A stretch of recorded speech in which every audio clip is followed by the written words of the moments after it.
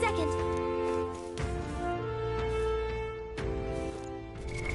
What now?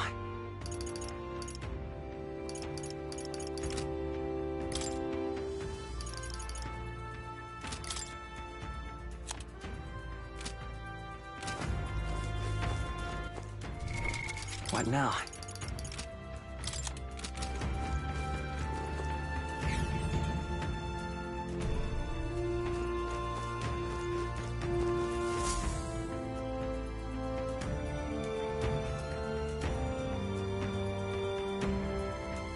Huh? This looks like... Who are you? Are you all right? The royal flower? A surprise to see them blooming here. Something about this place. Yes. The flow of Magla is strong here. It is much like the altar of the dragon god. The Magla in the air seems to be concentrated here. What is this place?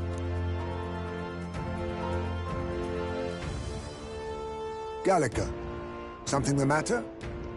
Your mind seems elsewhere. Oh, sorry. I've got this weird feeling that something really important happened here. Anyway, let's keep moving.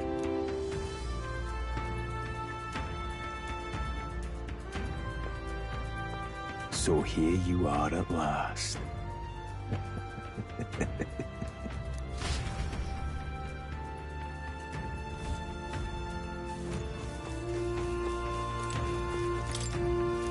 Why?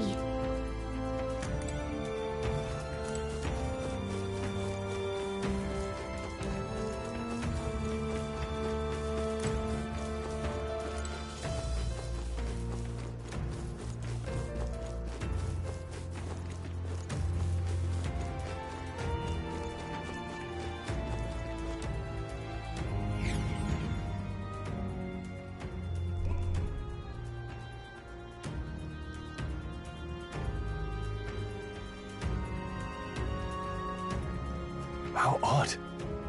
This place is clearly in ruins, but it doesn't look like natural decay. It was burned to the ground. One day, a bunch of kingdom soldiers showed up out of the blue. Without so much as a reason. They made an inferno of the place. But why? Why would His Majesty order such an atrocity? Thinking back now, it may have been Forden who led the charge. I can't be certain. But if it was up to him, he would have done it just to purge the filthy Elda tribe. Luis claimed that the Elden people were just another form of the humans. If he spoke true... They're not! There's no way. Anyway, more than half of the villagers died in the fire. And those who survived were forced to hide in caves. That way everyone would think they were wiped out. 'Tis a shrewd ploy indeed, to hide in a place the enemy themselves saw destroyed. Yet, why did Alcest? No matter. His Highness is in this cave, correct? Yes, over there. What? That... He draws no breath. Likely a stab in the back. I doubt he even had time to shout. I recognize him. He was the associate of the first operative I came in contact with. He was a lot more skilled than those Sanctist warrior monks. Now... Gallica, the cave is just ahead, yes? Yes! It's past the woods, over there. Then we move.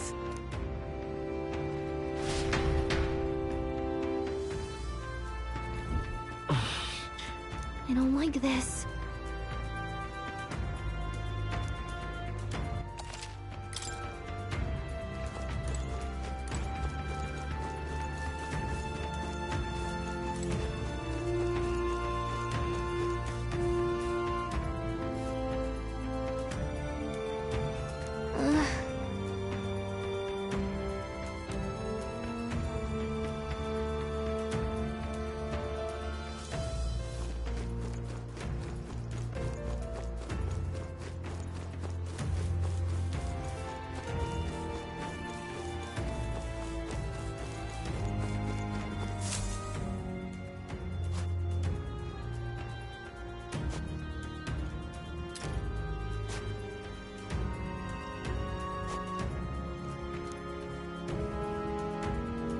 Russell? You're safe! Huh? My word. Is that you, Gallica? You were His Highness's tutor. I know but one red-tressed knight.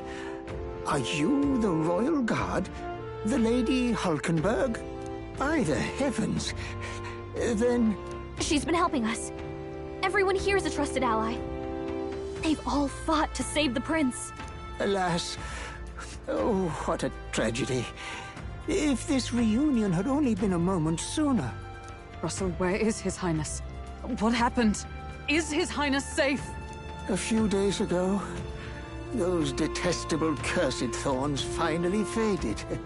I cannot tell you how long I had waited to see them gone. It was truly a joy beyond words. It happened before we could fathom it. A lone stranger, a loathsome figure, came striding in. His Highness had only just regained consciousness since the curse's lifting. Yet, to protect us, he threw himself upon the assassin's blade. We were horror-struck. His Highness lay pierced through the heart, and we saw him breathe his last. No, that can't be true. The stranger was a master of magic. None could match him. Of the Resistance's numbers, only I remain. Who was responsible for this? I don't know who the murderer was, but he cried his patron's name aloud as he did the deed. For Count Luis. From the moment he appeared, I believe his sole purpose was to kill His Highness. As soon as the lifelight left the prince's eyes, the stranger left, with only a smile. An innocent boy. Twice tormented in the clutches of assassins. All because of the family he was born into. Luis, there really is no evil you won't stoop to. Please, Russell. Where is the prince? We've laid him in the prayer room for now, at the end of the cave. He rests just this way. You're coming, aren't you, love?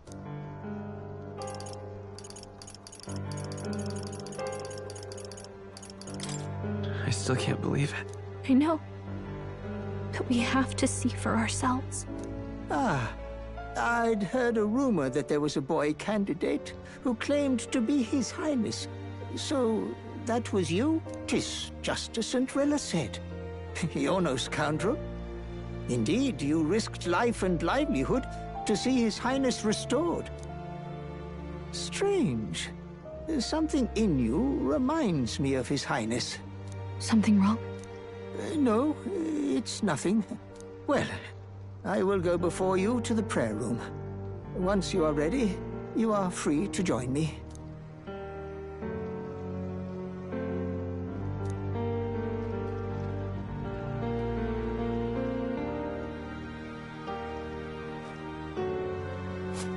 You going to stay here? No.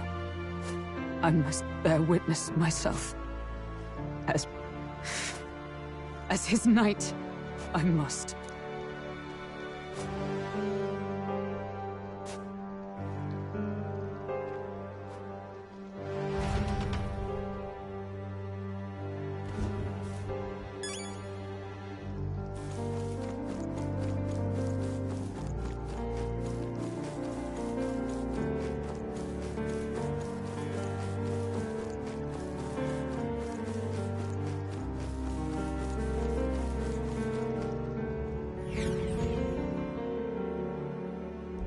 I'm a little worried.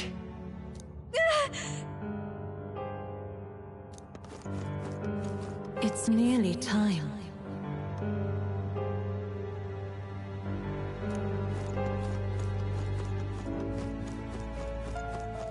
Long have I waited.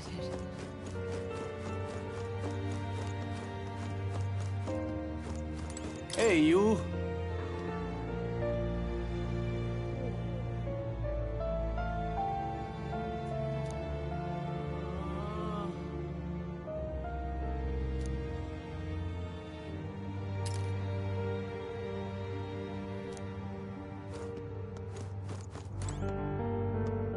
beg pardon?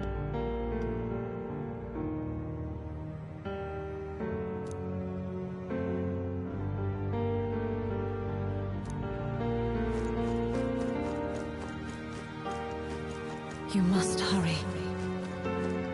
The time has come.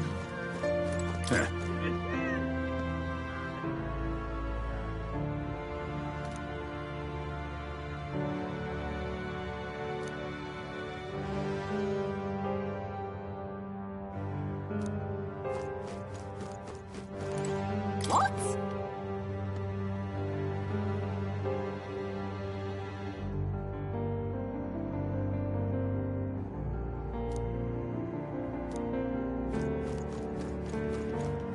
All was for this day. There is still time.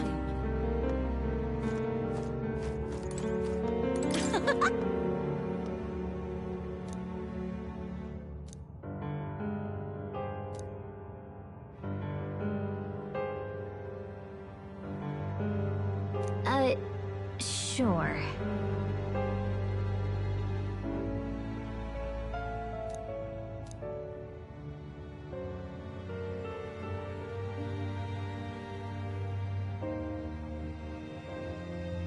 What?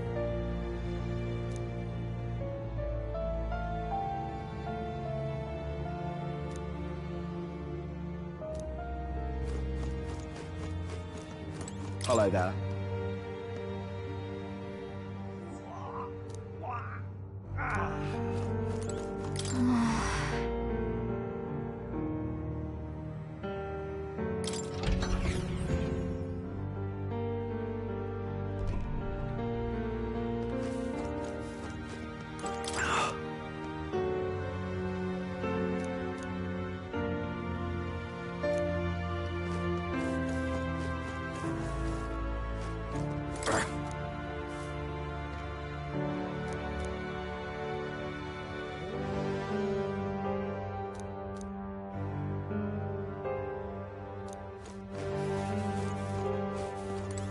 Hello.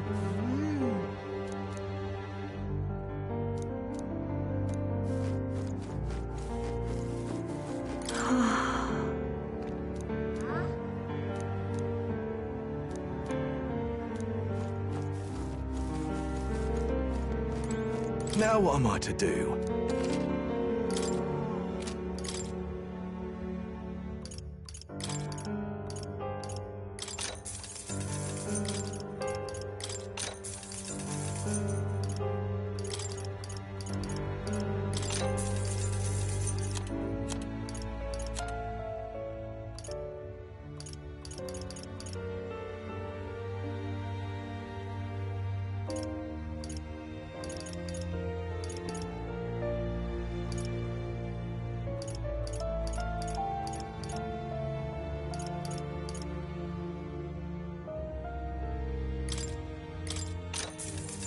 Yeah.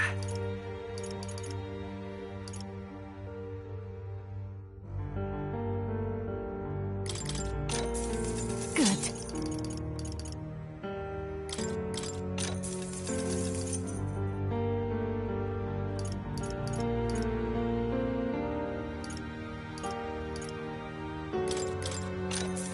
Ooh.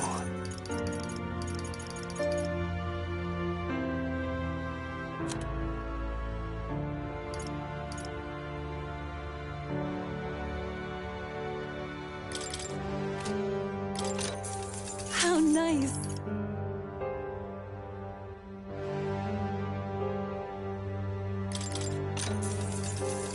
Indeed.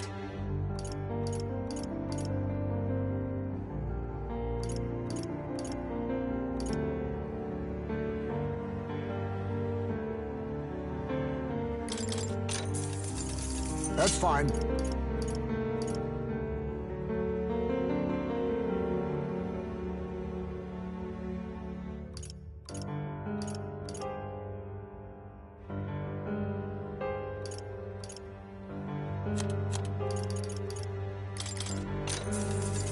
Good.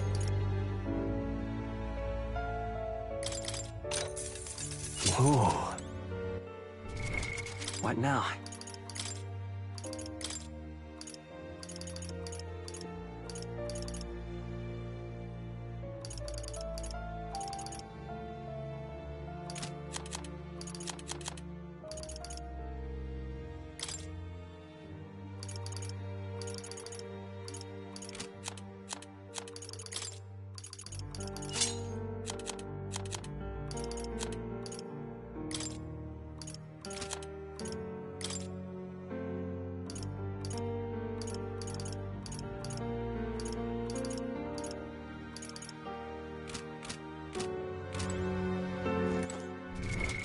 What now?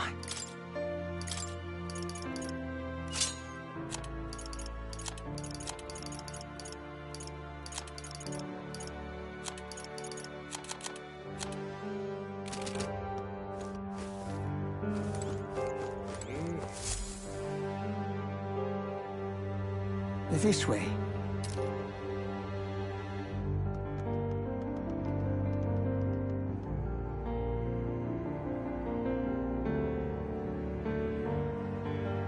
No. Your Highness.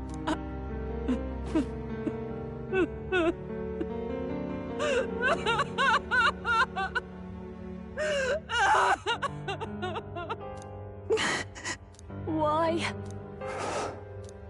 I didn't realize anyone still remained to weep over this child. Huh? Gallica! You've returned! Milady Gruide. It's been a long time. May I ask who this is? She is the chiefess of this village. The Hermitess Gruide. She was kind enough to shelter the entire organization when His Highness fled to these woods. I can't believe he's gone. I'm just some parapus orphan from the slums. I was never supposed to outlive any prince. Was he killed here? No. It all happened in the bunk room in the back. We moved him here to the altar once all was quiet. I don't know if you'd believe me, but I received a revelation. Should the prince die, his body should be kept safe and still here until a rightful day comes, even if the boy is but a bastard sired by that despicable man. He is still Her Majesty's son. Despicable? What, you mean the king? Wait, who's Her Majesty? Do you know nothing of the child's mother? The boy was not brought across borders to us. He was born here, in the ancient sanctum. His mother was our past chiefess, the queen of our elder tribe. She was a flower amidst the forests, a woman of such beauty, grace, and kindness. She saved this child from the flames. And it cost her her life. Her death is on that man's hands. Like a piper, he wandered in and seduced the young queen with his idealistic tales. But he failed to protect his family and died powerless. The village was only set ablaze because the boy was in the way of the Sanctus Church's designs on the throne. And that insipid king could do nothing to stop them. But you see, this boy, His Highness the Prince, looks so much like Her Majesty. And so...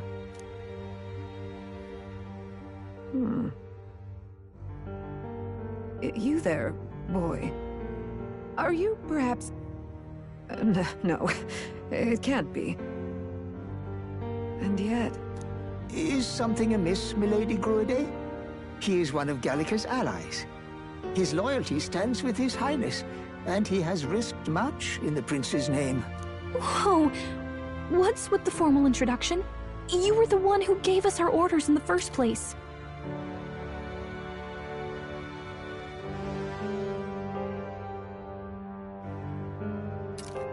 Hurry. Hey, are you okay? The time has come. Here thou camest to the end of thy journey.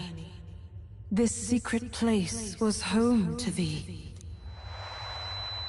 Now, remember thy path thus far. Walk thy life's road and see it anew.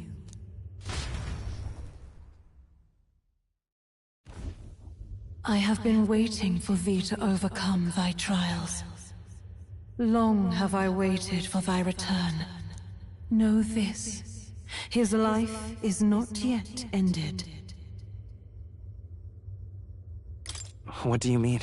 It all started on that ill-fated day when the usurper thought to extinguish his light.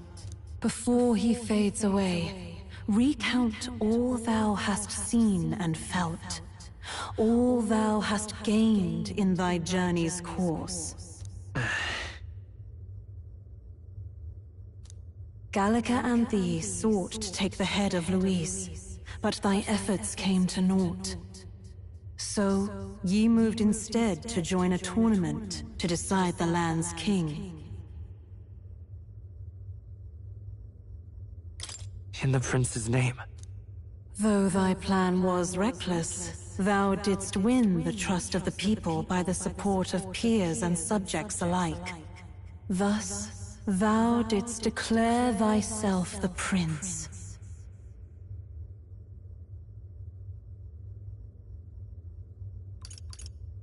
It was all for victory. After overcoming many obstacles, thou didst finally lift the prince's curse. Yet by the cruel machinations of another, the young prince is no longer with us. Thy sole mission was to save the prince. Bereft of him, thou hast no further reason to live.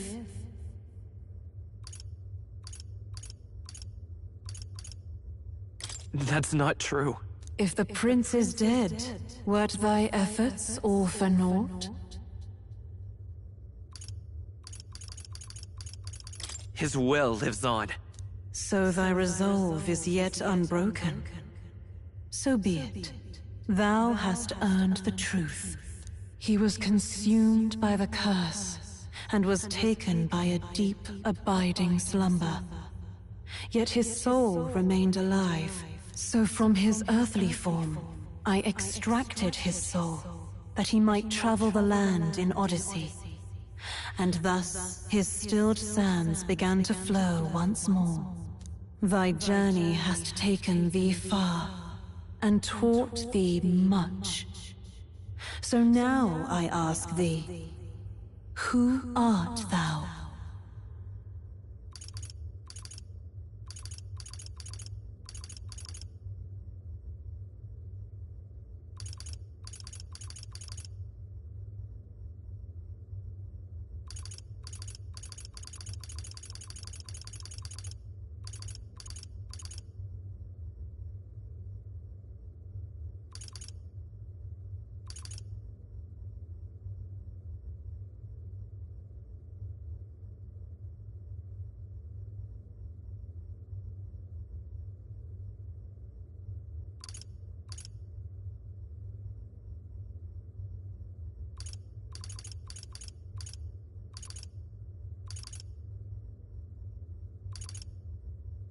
I'm just a traveler.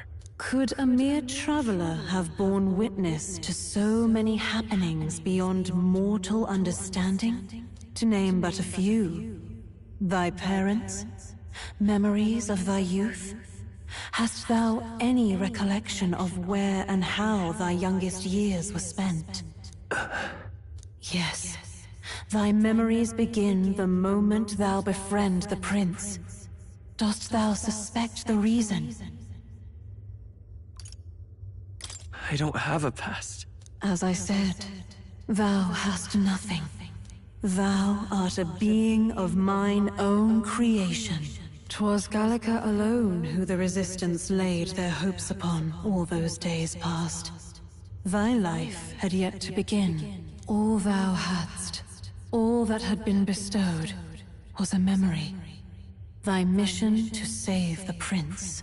Thy memories of youth in the prince's company, and the void enshrouding all else in thy past. All signs of thy conjured existence. I have nothing? Nay.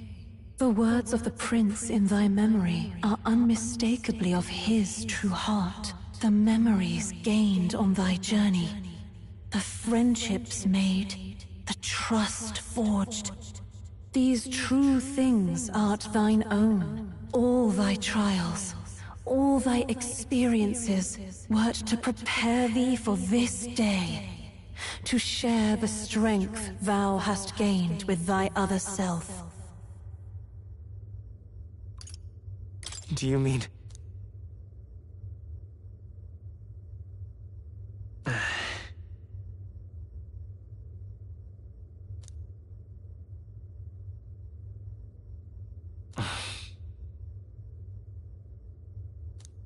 Accept the truth, and thou wilt face an ordeal beyond any you have yet faced.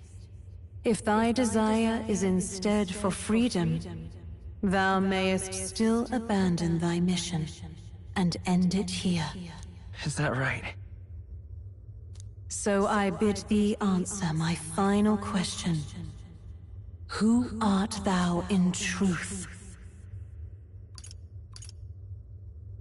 I am... the prince.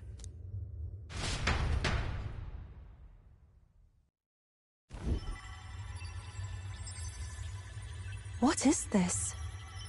I feel a curious resonance. Could this be? But how? Impossible. Hey, what's going on? What awaits us now?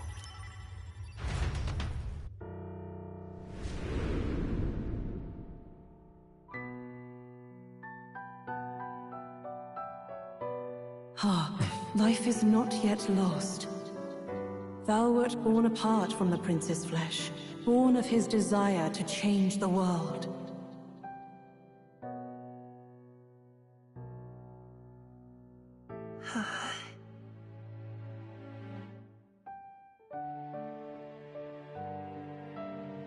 In his stead didst thou travel the world. Thou didst support his heart, and became his living fantasy. That is thy true self. Thou art everything the prince sought to be, his ideal.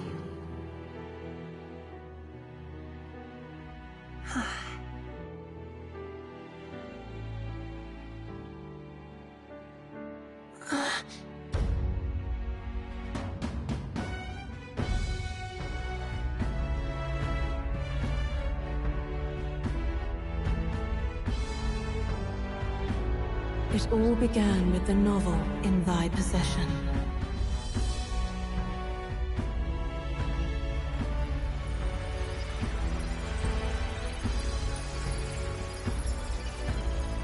Drawn by the divine relic, Magla coalesced into flesh, and flesh coalesced into form.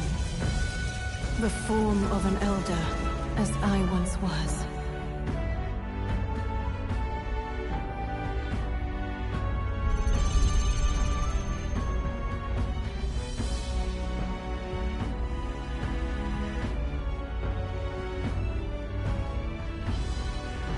Time hath come. Awaken, reborn anew. No more the prince's dream of utopia thou wouldst chase. Nay, but thine own.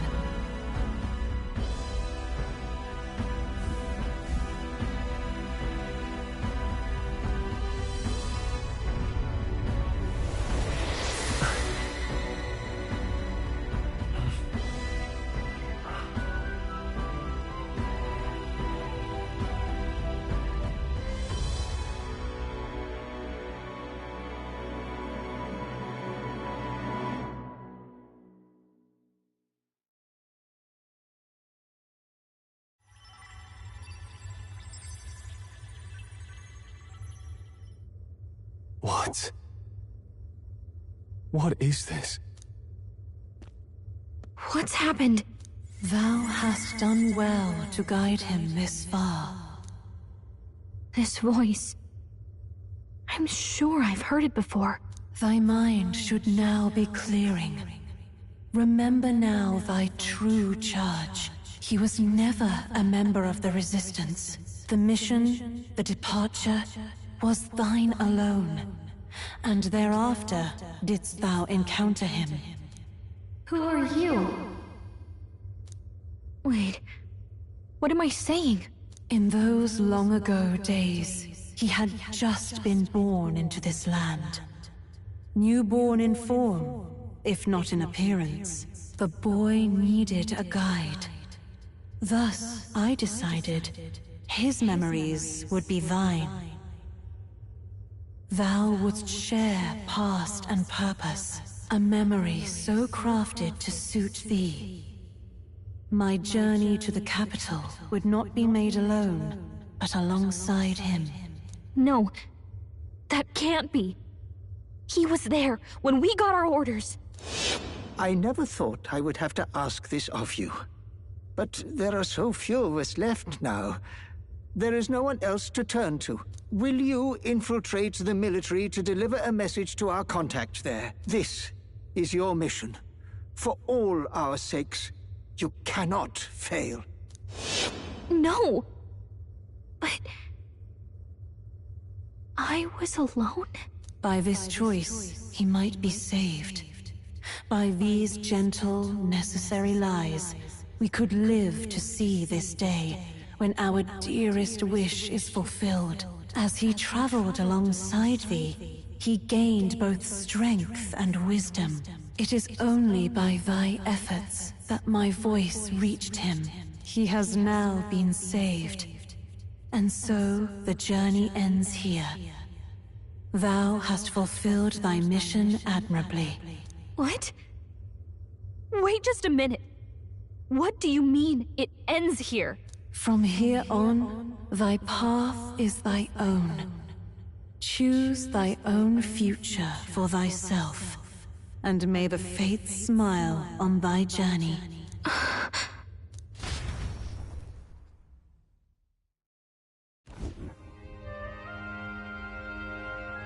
How do we make sense of this? Is it really you? How do you feel?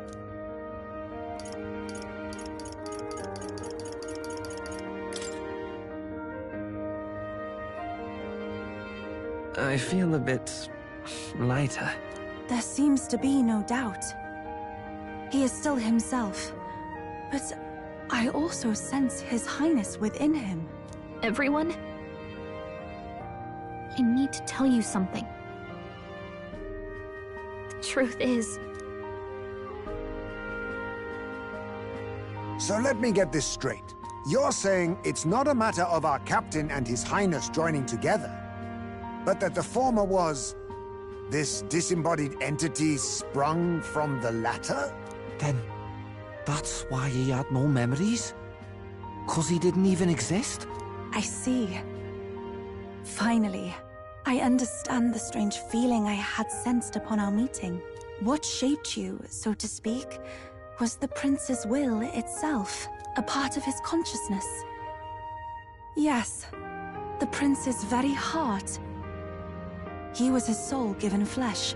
Perhaps the form we knew was one shaped by material magla, much like how the dragon god manifests beyond the vessel Drakadios. A mass of magla with a will. Forget the dragon god. He may as well have been a dragon himself. Small wonder he awakened to an archetype before anyone else. It was no great aptitude for magic. He himself was composed of pure magla. The self, as a manifestation of one's desires. Similar to archetypes. I suppose this is the very essence of magic. You mean to say that... it was not merely pretense to claim the prince's name? He truly was His Highness all along? If that's true, this is finally your reunion with your sworn liege. Seems like cause for rejoicing, eh? Lady Hulkenberg of the Royal Guard. But I failed to protect His Highness. No. I am sure the strength of your devotion had a hand in saving him. While all and sundry believed the lad had shuffled off, you alone kept the faith, milady. And in the end, that faith was rewarded. Fate was changed. Are you really His Royal Highness the Prince? Please, forgive me, Your Highness. I failed you when you needed me most. And more, despite being a member of your Royal Guard, I did not recognize Your Highness at our meeting and showed you such insolence.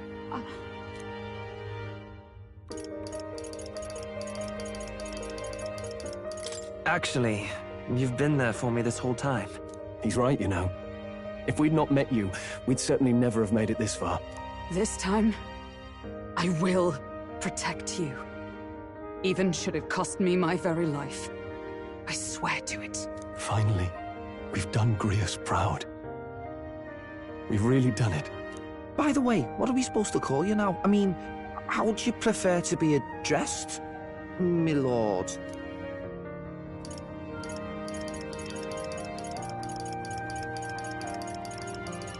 You can just keep, calling me Captain. No, Your Highness! With all respect, I must object. This is no time to be thick-headed, Miguel. He's the one who gets to decide what we bally call him, so we'll listen to him, eh? What? You, sir, should be begging His Highness for forgiveness on bended knee. You mangled the royal runner to your own whimsy, you lout! Well, that is, I mean, it was all dashed useful in the end, wasn't it? A bit of clemency, Your Highness. So much for acting same as always.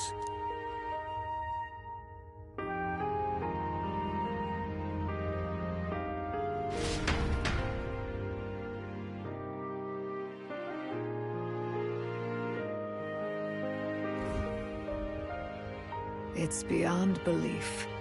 Not just that a child who'd lain cold for years could come back to us, but through such extraordinary circumstances. After so long in the curse's thrall, he could not even open his eyes. He may as well have been a corpse. But all this time, he had been on his own journey. It was the boy's dearest wish. He spoke of a fantasy of traveling the world, meeting its people, seeing its truths. And without him even knowing, magic made it real. He is a child of Elden blood and Elden legacy. All these years he spent in the village, he has rested near the secret of true magic. Perhaps this is how it came to be. His was a fantasy surpassing fantasy. It became more than a dream, but a self-possessed force acting of its own volition. And now, reunited, Prince and fantasy live anew. A journey to discover and reclaim the self, in all senses. No wonder he set off the custom igniter in the Royal Gauntlet Runner. It was the Crown Prince himself. Even having it all explained like this, it feels like nothing short of a miracle. I can only guess that fate had a hand in it. That's right. I remember, I heard a voice. Guide him, it said. A voice? Whose? If you can't remember anything from before our journey, then we probably met after you'd only just... happened. Right? I shouldn't have known you then. But for some reason, I was convinced that we'd always been together. I thought we both received the order to save the prince, too. Ever since the moment I heard that weird voice guiding me. A voice? Lady Gruade mentioned a revelation. Hold on, are we still being mystic and metaphorical, or was there an actual guide involved? I know someone was guiding me. I just don't know who. So a disembodied voice. Hang on. Come to think of it, that sounds a bit familiar for me too. Hey, who do you think the voice belongs to? Any idea? I have a faint idea, but I'm not entirely sure. Come to think of it, this place, the light coming in, they seem familiar. I might say the same. When I first acquired this power, I had a vision of somewhere not unlike these grounds. Does this mean that we've been guided as well? Perhaps someone has been at your side unseen, watching over the course of your journey. I imagine all this comes as a great shock for you as well. But here you are, back in your rightful place. You have come to the end of your arduous journey and found new life. It is a life well won, grasped with your own two hands. Chiefess Gruade, we want to know everything. What is the truth behind your tribe, the Elder? We Mustari are also said to have inherited truths of the world before us.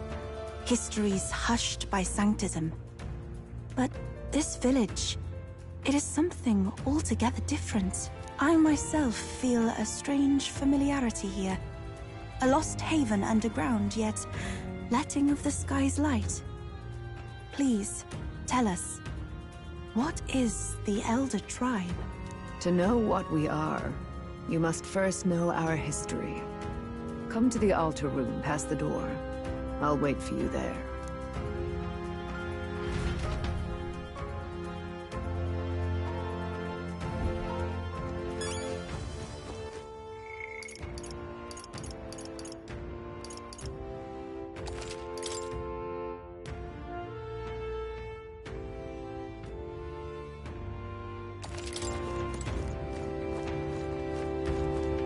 Oh, it's you!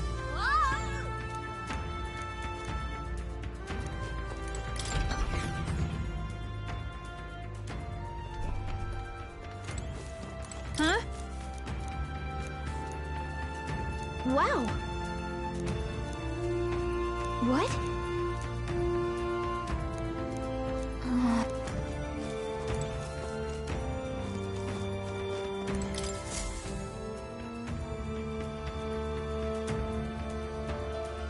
Does this depict the Elder Tribe?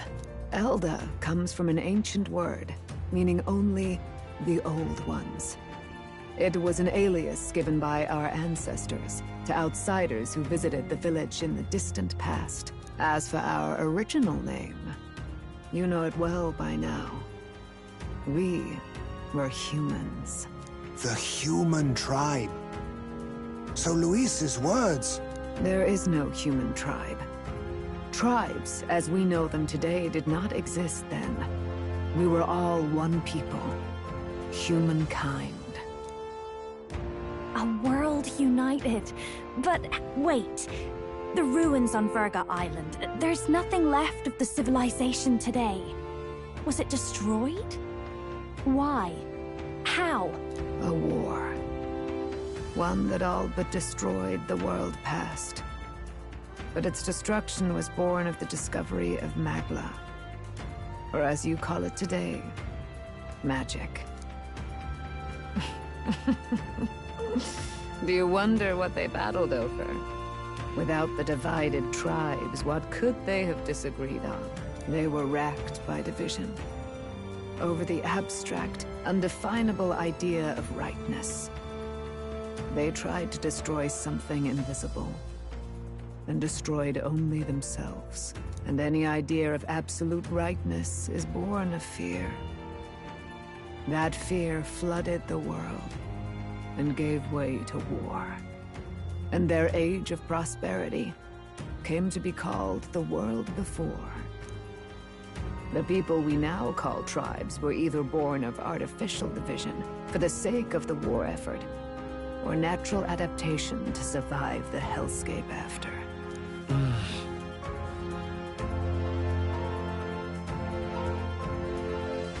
Unbelievable. We've met plenty of people caught up in pointless conflicts. Given the choice, I know they'd rather live in a world without tribal division. And yet the truth is, that world's already fallen apart. More than that, it's how we all got here. Such drastic physical changes would normally have taken eons to effect. Accelerated by Magla, however, it was only a matter of a scant few centuries. You understand now, yes? We, the Elder, are the survivors of the old world. Our ancestors fled the flames of war and thus escaped the ensuing divisions. Beggars belief. Tis nothing short of astounding. But then, why do we know these monsters as humans? By the war's end, both sides were consumed by fear. Their magical assaults escalated with each retaliation, until it was beyond all control. Our world became a hell. Rampant Magla distorts the body and mind. By now, I'm sure you know that better than you ever wished to. Humans are what remains of that branch of humankind that succumbed to melancholia. Broken, horrifying testaments to their own mistakes in the war of magic. Some persist, breed, and multiply as any beast does. Others live centuries of agony before their lives burn out. Even we do not know the full scope of their nature. Regardless, when the 8 tribes settled in this land, our claim to the human legacy was forgotten. To the people, the name only meant slavering, insane monsters. Therefore, we took on an alias instead. The same one by which we are known today. The Elder. So, the old world couldn't control its magic, and... Wait. How does the Sanctus Church fit in? All this revisionist history to spread their magic igniters. Indeed, what are magic igniters to you? Tools for the Church to shackle the people, perhaps? Or weapons that hide magic's true potential? Am I close to the mark? In truth, it's the opposite. Igniters are tools made to limit magic. Restraints made in self-discipline, meant to avert a repeat of history's destructive mistakes. The Sanctus Church of today is muddied by greed, but its faith was born of good intentions. They once urged self-control, and thus control of one's personal magic. At times, they preached we must close our eyes to the truth when it would only lead us to ruin. By this benign tenet, history was obscured, and the Elder denounced. I had no idea. There's a grim irony in that. His Majesty only hid his son's ancestry to protect him. Yet in the end, that meant Forden could attack the village under any pretext he liked, his motives concealed. With all that said, you have now reclaimed your true form. The friends that stand with you are of different tribes and ideologies, but of one mind. As you are now, you may walk the path of the rightful king. The path of a modern world, where the tribes walk as individuals, yet with mutual respect and cooperation. The Sovereign's power. Thou king to be, entrusted with the will of the people. To bear their hopes is to be their rock in the storm, and to face anxiety in their names.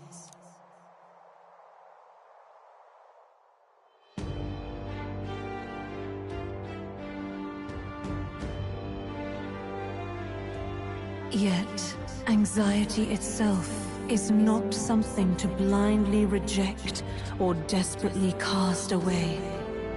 It begins with a simple thing, acknowledging its existence. Accept thy weakness, walk forward alongside it, and thou wilt grow strong and true in its company.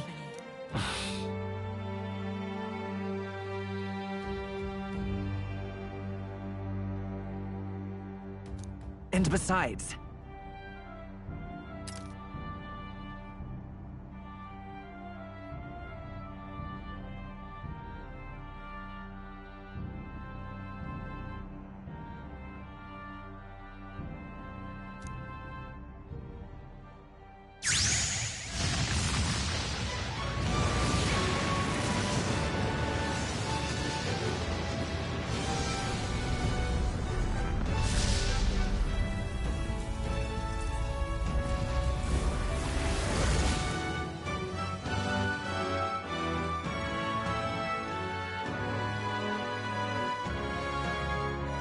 Let's do it.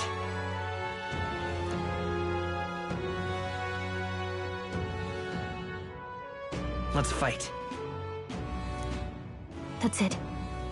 I've made up my mind. I'm with you to the end, no matter what. Where's this coming from? Before we got there, this guiding voice thing told me my duties were over. But what am I gonna do? Just go, okay, bye? Especially after we've come this far together? No. I'm going to face Luis with you. Even if it is scary. Even you've got to cope with anxiety, eh? I've realized something in our travels. Anxiety can lead people astray. But overcoming it makes a person stronger. There's always anxiety in the unknown. I know what it's like to be afraid of something I don't understand. That's why I think it's my duty to help people face and connect with their anxiety. Is that okay? From now on, it's not about orders. I'm with you, because I want to be.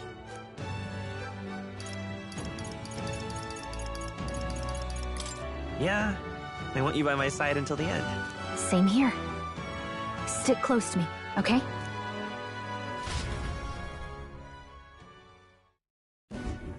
Well, we're past the worst of it. But the problem remains. Luis's dark magic. We've seen it turn the boy into a monster. And no doubt he can do it again. A forbidden spell, turning sane mortals into the fearsome human monsters. In other words, a destabilizing magic, turning a person's magla into a snarl beyond control. This man named Luis, he may have his own past in this ancient sanctum. Luis has been here? What do you know of him? What do you wish to know?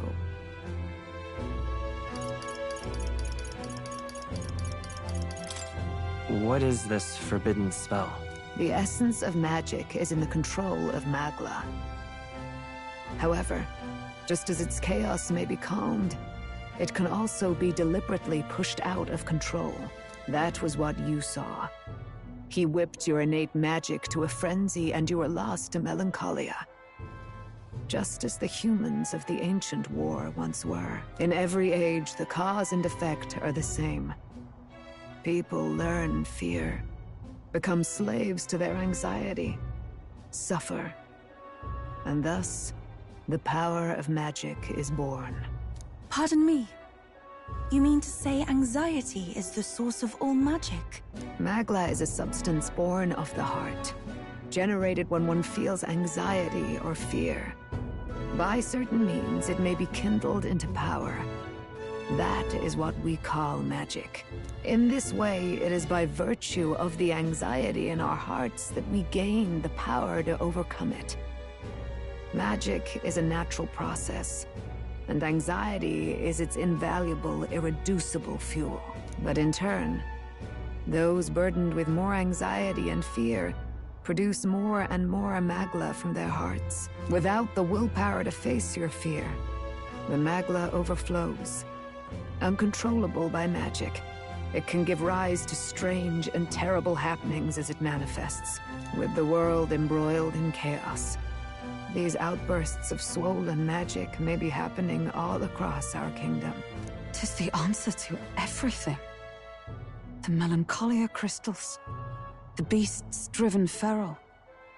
The very land is erupting with the weight of its people's fears. Hold on.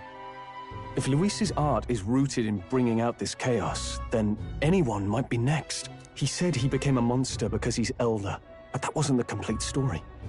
If what you say is true... Indeed. All people today are ultimately descendants of humankind. If Luis so chooses, he could turn anyone into a human monster. Yet as long as you have the strength to confront your fears, even this transformation may be defied and overcome. What do you wish to know? Who exactly is Luis? Every time I heard of his doings in the wider world, I felt more and more sure that Luis is from this village. His knowledge of humans, his skills in magic, his grasp of darker arts, they're all beyond a mere soldier to begin with, however prodigious. As it happens, a name does occur. Among those old families who perished in the fire, there was one by the name of Caradrius, a family of doctors, I believe. In an effort to better heal the ills of the people, they had studied spells much like the ones he now exploits. The details are long since lost to the fire. But if Luis bears our legacy, that may be the reason for his vast knowledge. Wait. What about Luis's ambition? The vision Rella saw? Do you think he actually wants to turn everyone in the kingdom into humans? There is no known magic strong enough to turn many people at once. A nun that can be cast quickly. Even if it was possible, I don't know what it would accomplish. But this is Luis we're talking about. Who knows what he's thinking? But if he would turn people into humans, if in the unlikely event that happens... If there is any motive for such cruelty, it can only be hatred. If Luis is truly from this village, then their fire would have cost him everything. Such unjust tragedy could easily beget a thirst for revenge, even if it meant wielding a magic that twisted life into something terrible, instead of uplifting it. Indeed, it seems the opposite of an archetype. A truly dark power. Who goes there? Someone flees! That's him! The malformed assassin who struck at the prince. He's bound for the woods. After him!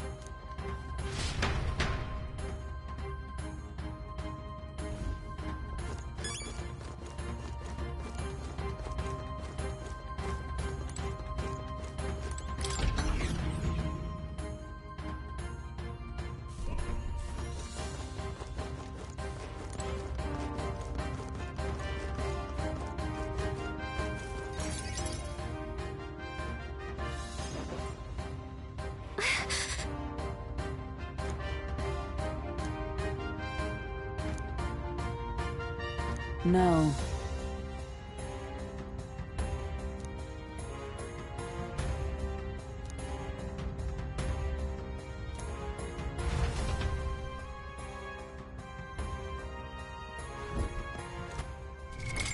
What now?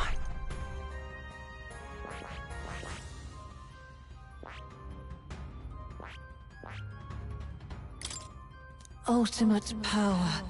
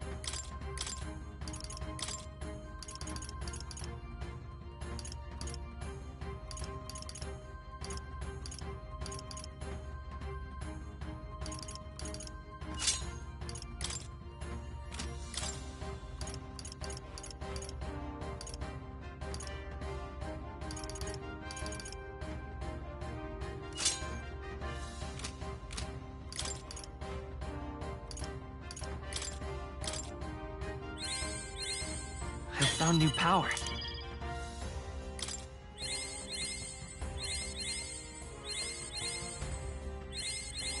Good. I'm still getting stronger. New skills, new possibilities.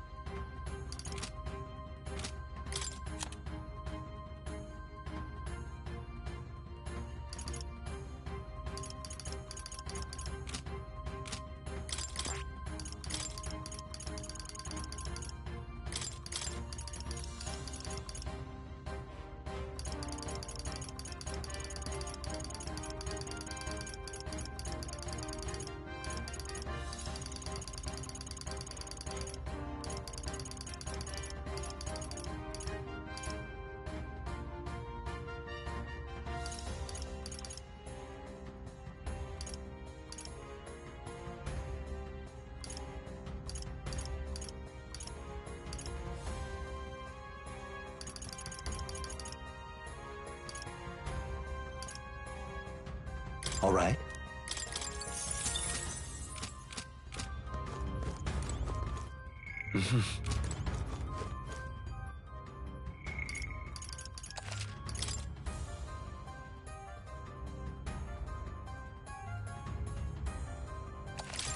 Ready?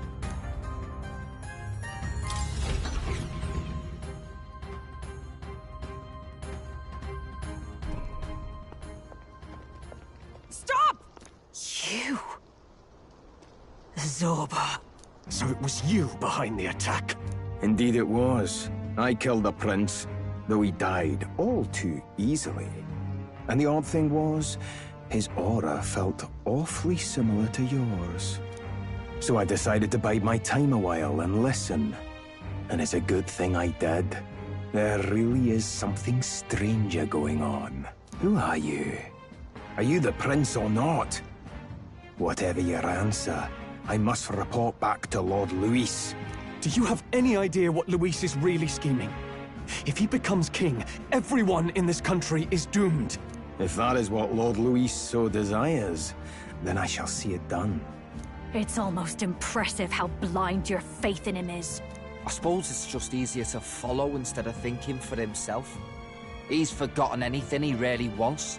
What did you intend to do? The crown is too heavy a burden for your reedy frame.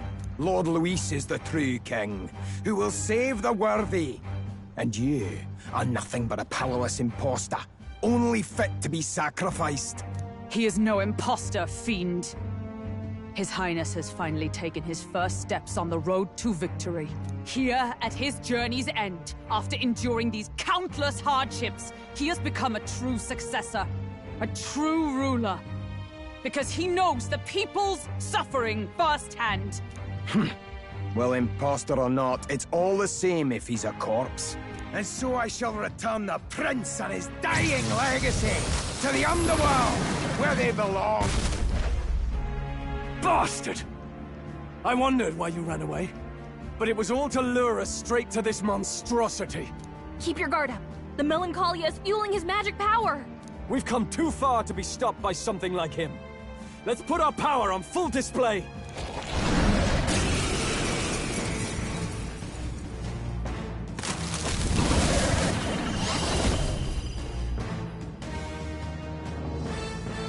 This guy shows up again just when we've unlocked some new power. Kinda feels like fate by now. Okay, time for a new fight. Stay on your toes.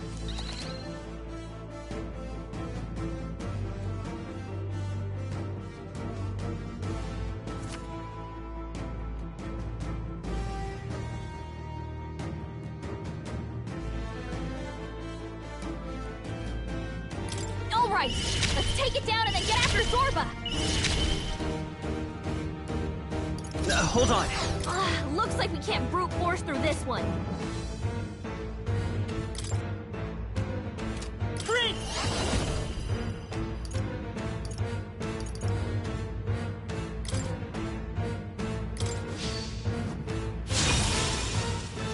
It's okay. We can do that. By this power. I'll cut through! Hey! Don't get sloppy, Captain! Be nice. Witness our strength!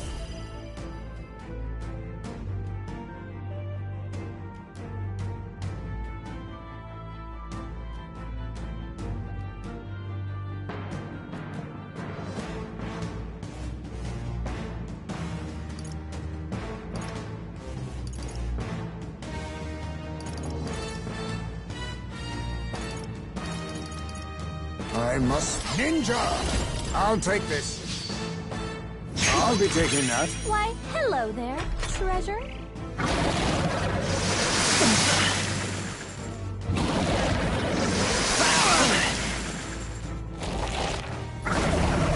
Dodged! Nice one, Captain!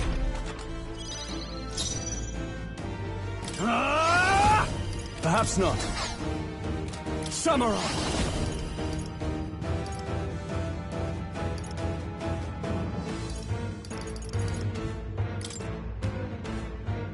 It's time to All right. move. Is everyone all right? Dark Knight.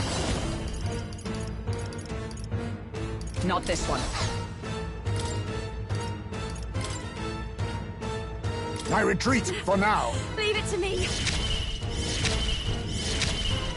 Let's stay calm. Come forth, Royal Soul!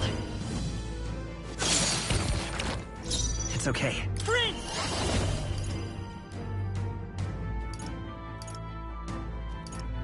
Now let's set it up! Maybe there's a better... I'm all prepared.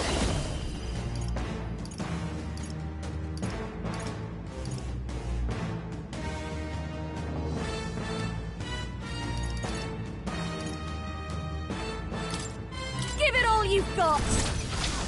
Come on!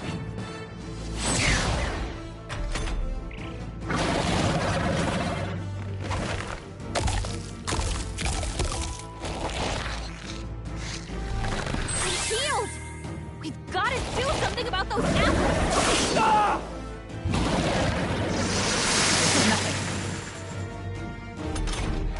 Let me handle those apples. All right, leave it to me. Now it can't heal itself anymore. Don't waste your chance. Get in there. Now for a crack maneuver. Let my power support you. I summon thee.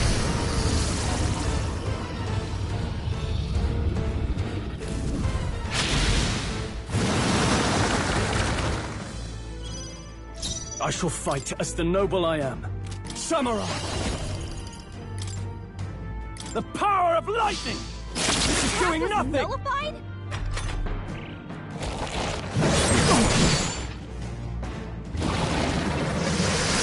Please!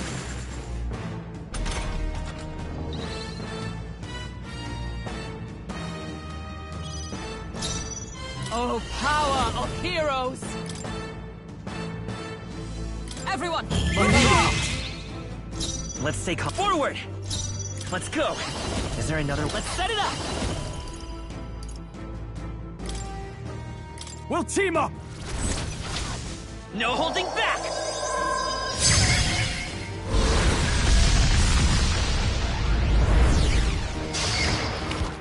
I will fight with pride. I'm all prepared.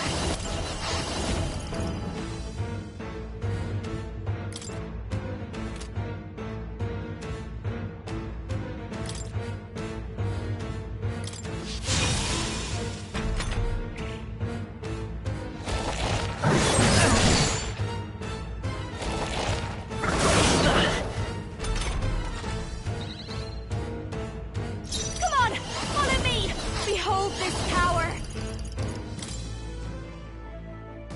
Keep it together. Thanks. Thank you. I owe you. Now time to go offensive. I shall vanquish evil. It's time to strike. Thank you. Observe the enemy. Come!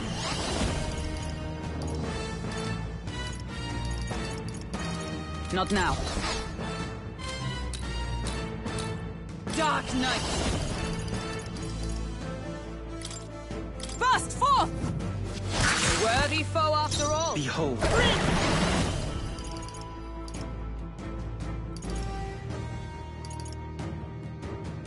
Maybe falling back.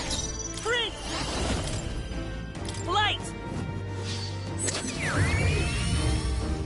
Push through. More apples? Quick, knock them off again! His legs are back to normal! Ugh! He only just taken them out!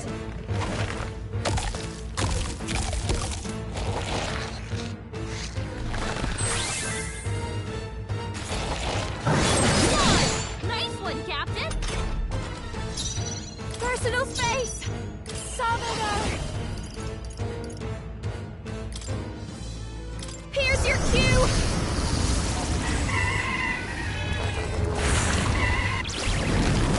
How's that miss? In the name of justice! No holding back! What a mess. Let's make an end of it! Something else. I shall vanquish evil!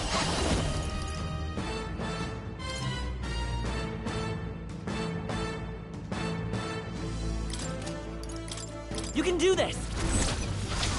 This is it!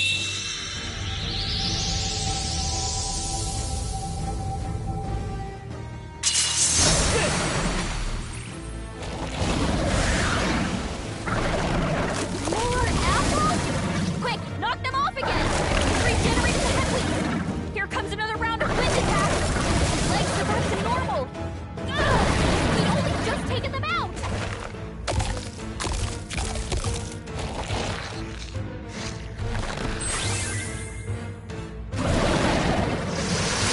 God! Nice one, Captain!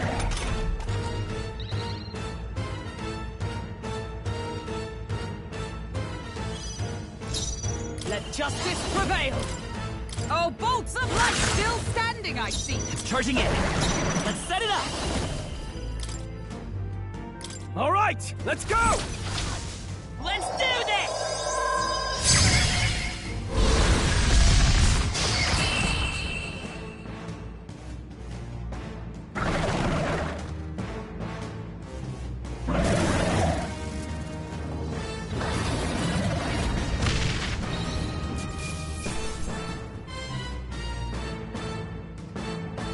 A halfway decent result. I admit, it feels good to get stronger. Even I had more to learn. Power can be so intoxicating. I am most certainly stronger than I was.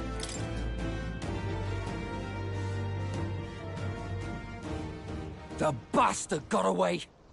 I say, you chaps boggle the mind. It's no mean feat to fight on even footing with a human. I'd hoped as much. You may yet have the power to face Luis at his full strength. It's good to see you're safe. We've certainly taken these powers a long way. Maybe we thought ourselves invincible, but don't worry. At long last, the prince is safe. In a manner of speaking. Everything's going according to plan.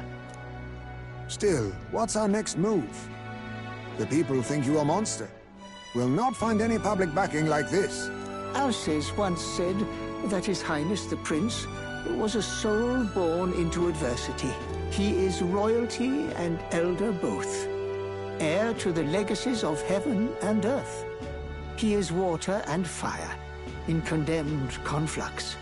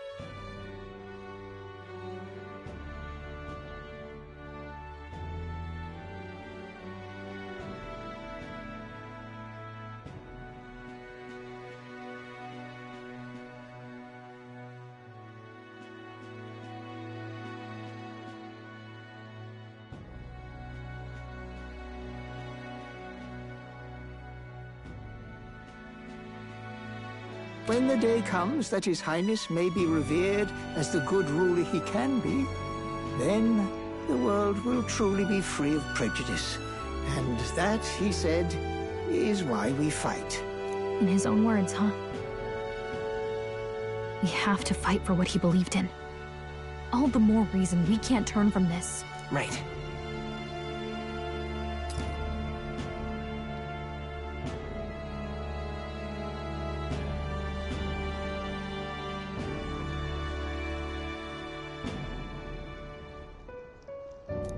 Come what may, my life is a shield raised in your Highness's name.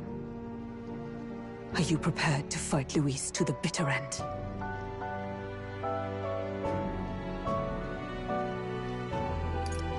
We fight him together. Yes. By our efforts, we will stop Luis's reign. If he ends up king, he'll be sending all traitors to the gallows. Not just us, but any innocent folks he doesn't find use for.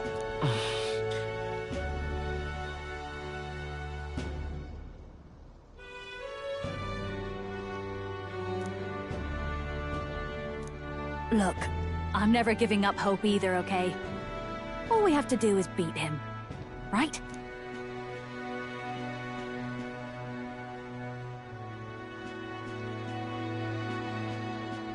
That's about what it comes down to, yes. Yeah, it's not gonna be easy. But we work best under pressure anyway. You... I'm still amazed. You really do look just like your mother. Truly, you are a child of fate. Your mother, she loved your father, and you with all her heart. The injustice that befell this village is not your fault. But listen well. Once you leave this village, you cannot return until you have fulfilled your ambitions. After all, an old crone like me can't take care of you forever. If you want to overcome your hardest challenges, you'll have to face them yourself. The world's fate is in your hands. Please, put an end to the tragedies of humankind's failures.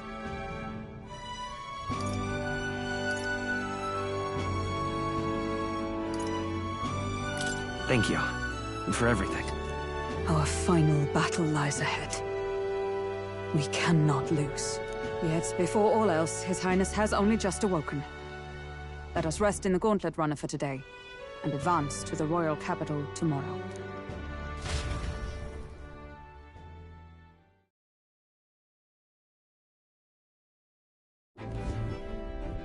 It's a bit strange, isn't it? I was convinced we'd been together for a long time. But I can't believe we've only just met. The beginning of my journey may have been a false memory. But my journey with you and the memories we've made, those are all real. Well, guess I'm repeating myself.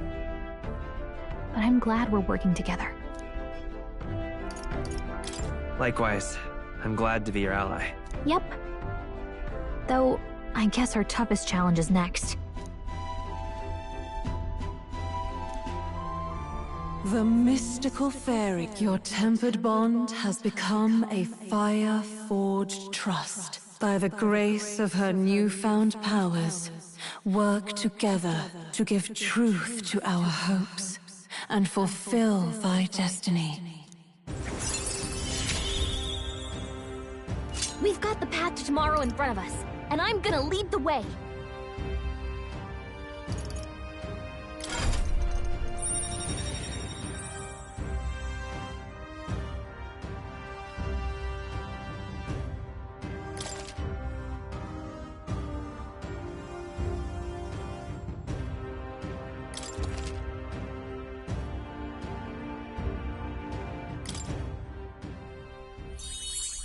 When things get tough, remember this magic. The music meant for you will play in your head.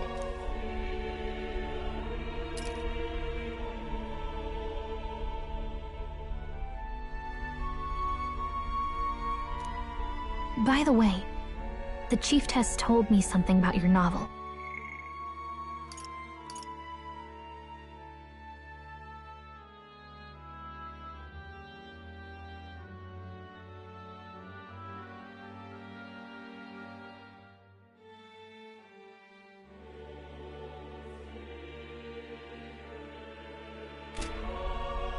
Apparently your parents gave you that book when you were still just a kid.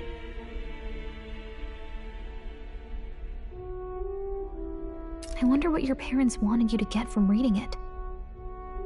What they hoped for you, I guess. I suppose you'll have to find out for yourself.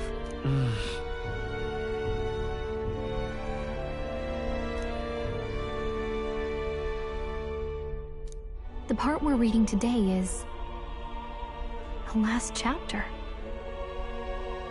It's about the ruler of this ideal world. Let's read it together.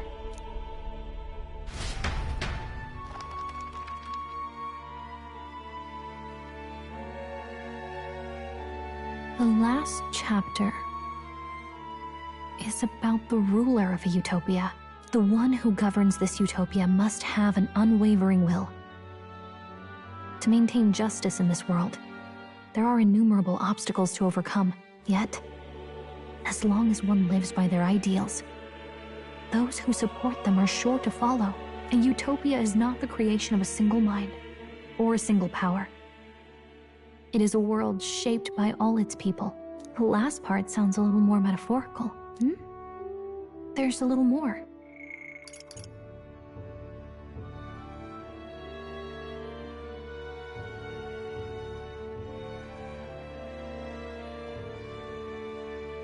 However, even a utopia may one day fray at the edges, and its people may come to conflict over the question of what is right. What is a true utopia? What is a true ruler? None have yet found the answers to these questions.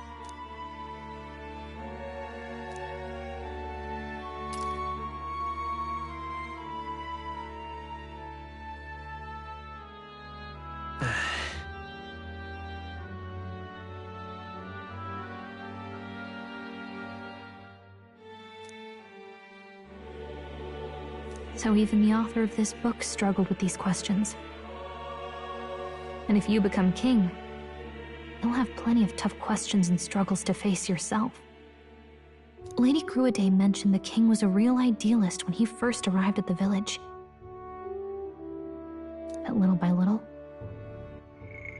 the pains of reality crushed his hope. And he even lost his son.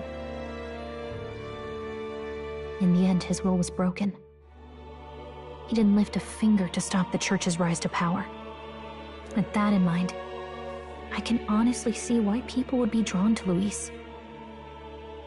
His values are radical and cruel, but he's devoted to them. Unshakable, even.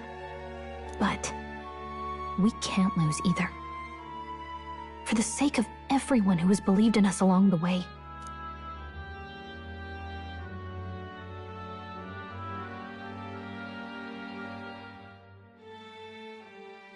Right.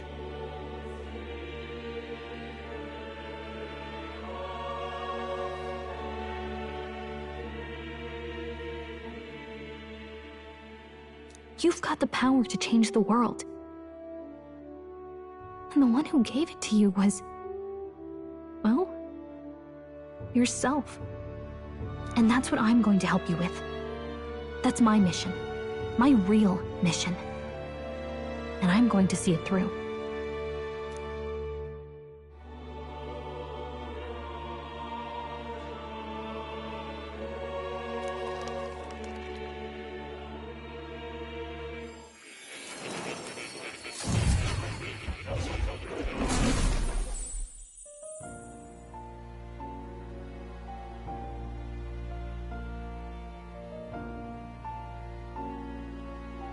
I saw what happened. So, you found a way to unequivocally shape your destiny. As far as I know, there is no record of your newly acquired archetype ever being used, even in ancient times. An archetype whose existence was only theoretical. known to some scholars as the magic of true sovereignty. Indeed, a power of legend. I once said that to be Elder was your inescapable fate. However, it seems the truth was more complex than that. Magic is a process by which we confront fate and tame anxiety. And archetypes are its essence. They are manifestations of a resolve capable of heroic virtue. So then, what do you think is the foremost, most inescapable fate a person must bear? The foremost fate? Not really sure, but for me to be me, and for you to be you? Or something like that. Indeed. It is birth that is inescapable. You cannot choose who you are born to, and once your familial place is determined, that fate cannot be changed. Yet by some strange tangle of destiny, you were given a choice that the very act of existence denies most people. By your own will, you were born again as a prince. Do you understand? You stand on the threshold of truly becoming a ruler, not as an unearned title of bloodline's chance, nor as a mere authority over people. You have taken control of your life. You are ready to rule your very self. That is what it truly means to be a hero. And it is the crux of the power that is awakened within you. What glorious coincidence indeed, that I, as a scholar of archetypes, might cross paths with and witness such a remarkably fated boy. It almost bespeaks... Indeed. 'Tis his hands that bear our fate. Who?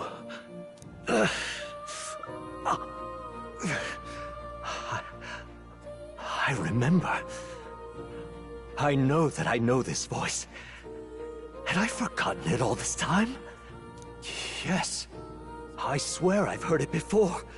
And I let it slip from my mind. Who are you? You with this voice that moves hearts. Speak. Who are you?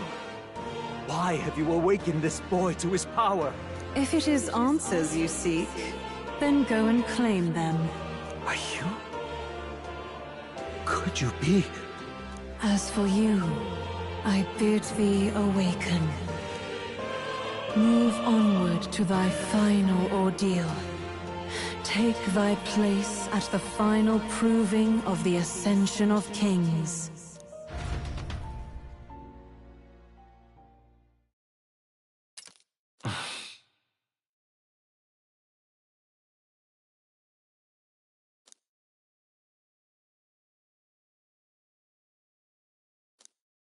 Time marches on, and the age of a new king draws nearer.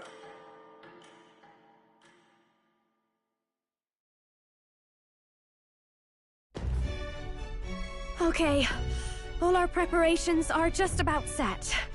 Now that this is actually happening, I've got some pre-show jitters.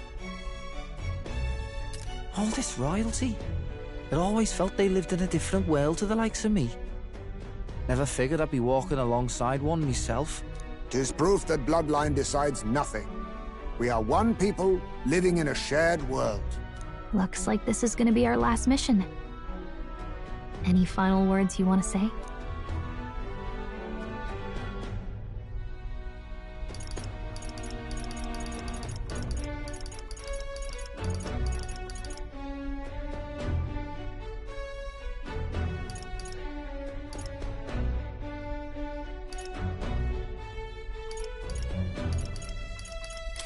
We can't give up.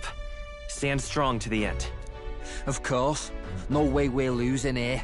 I've got the fire in me eyes now.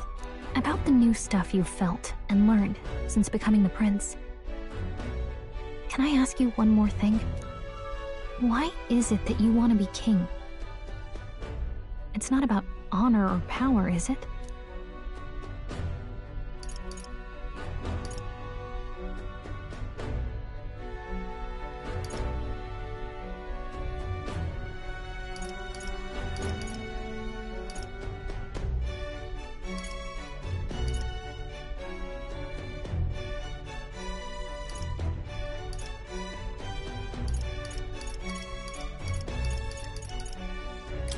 I don't care for honor, power, or anything of the sort. Even having become your Highness the Prince. 'Tis strange to say, but you have not changed a bit. Well, I guess this means we're ready as we're gonna be.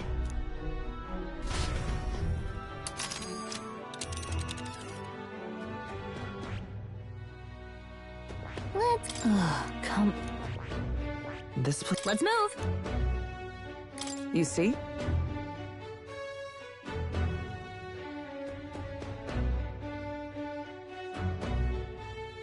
Yeah.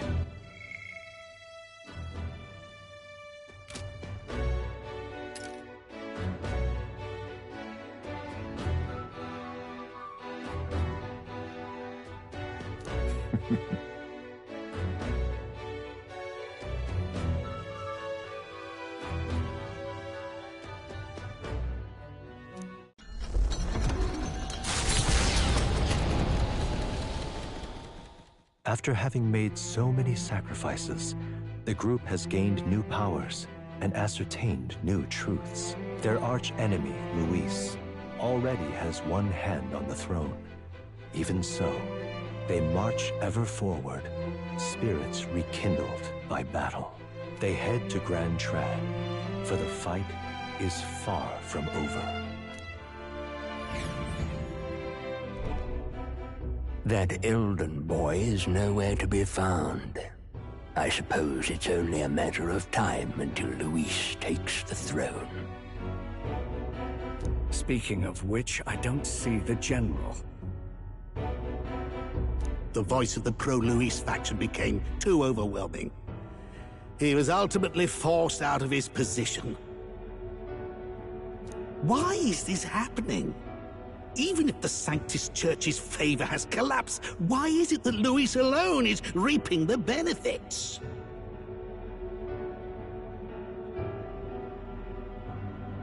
The public mind is the same as it's always been.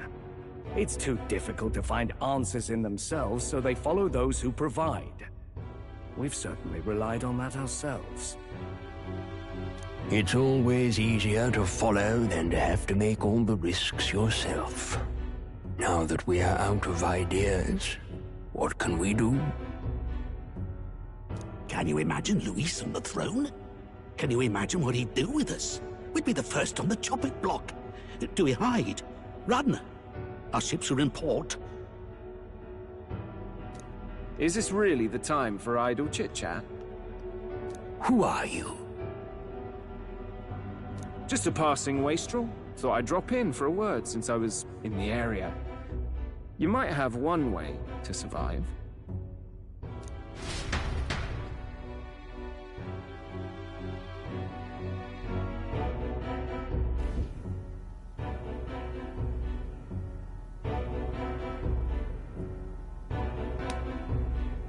Well then, let us depart.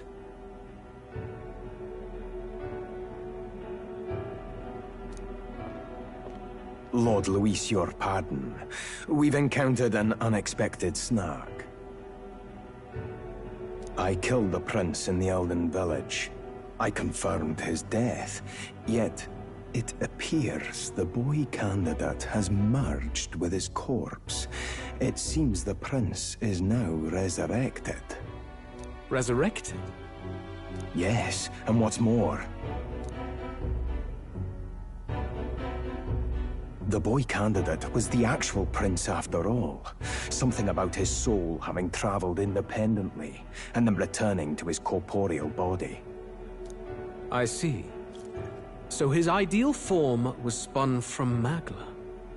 Whatever the case, this means the land's true prince has reawakened in his sanctum. How interesting. After these long years, my chase may finally come to an end. My nemesis awaits.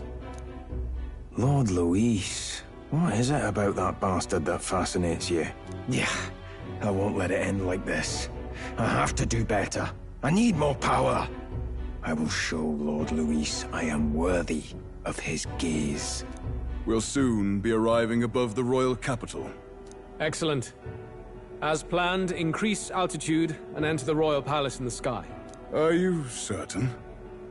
We'll be heading directly to His Majesty, the former king, and... Rest assured, that old fool is powerless to stop me now. Proceed. Understood.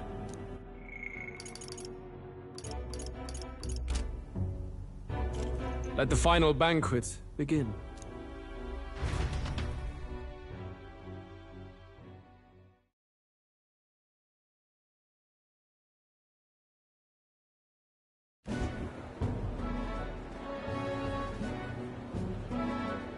Come on, any takers? Any bets for the other candidates? Remember, if Luis loses, a silver coin could turn into mountains of Reeve. What are you trying to say? You think Count Luis is going to lose? Oh, no, of course not. I'm just saying. I'll call that bet. All in on His Highness the Prince. A sanctus bigwig gambling away his tithes? This really is the end of the world. Didn't know his esteemed princeliness had any supporters left. I mean, he's not really the prince, is he? Was actually a monster in disguise all along. Haven't you heard the news? The times we live in, I tell you. Must be tough, being an easy mark.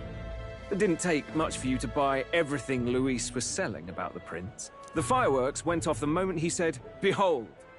Remember? You don't think there's any chance Luis orchestrated the entire...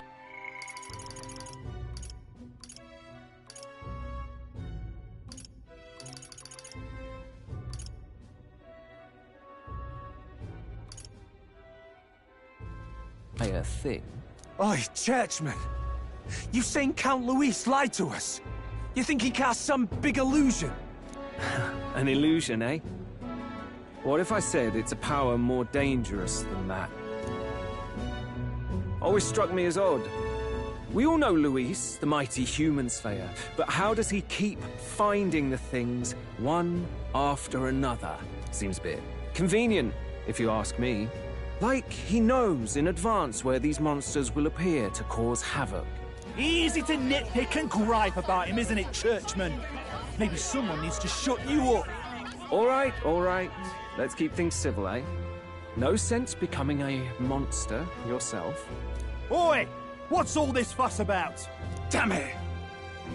When Count Luis is king, you'll all be the first at the gallows. You'll die just like Forden.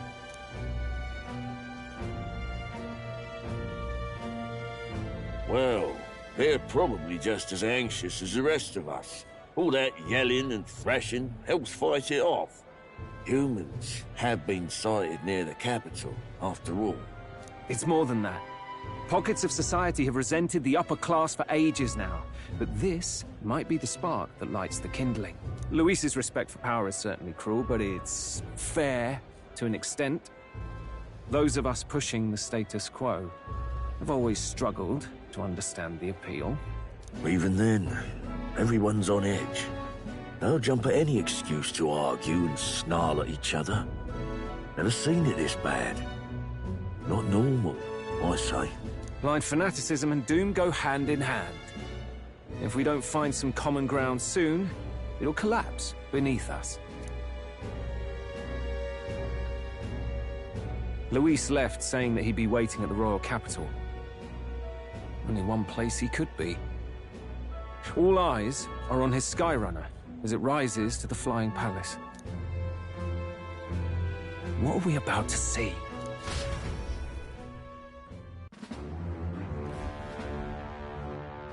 Ah, the royal palace. It's been a while. Do you hear me, O king? Stubborn and deathless? This country is distorted. You and the other titled authorities decide who grows fat and who is devoured. The country knows no war only because our very core is built upon a system of societal predator and prey. It cannot be defied from within. That is peace, but not order. Hand over the royal scepter. The game is over. The country needs change, and I will provide it. Thou impertinent faith breaker, hast thou no shame in preempting the day of judgment? Do you presume yourself a god? Is that why you wrought your face in stone and took it to the heavens? You're nothing! Just an ordinary, broken old man. How wouldst thou wield the king's magic? To what end? To purify all that your kind have left to rot. You threw away your ideals, but I will never make that mistake. Only the people's chosen may take the throne. The royal scepter and its resting place remain beyond you. This royal scepter, the royal magic.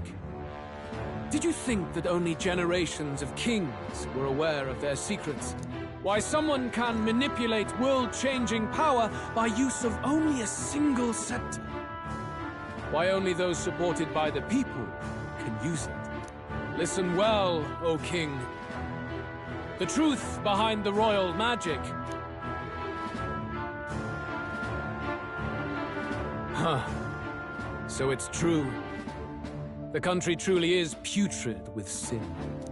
In other words, if I took hold of it now, then I would have the power to change the world itself. How didst thou learn of this? How?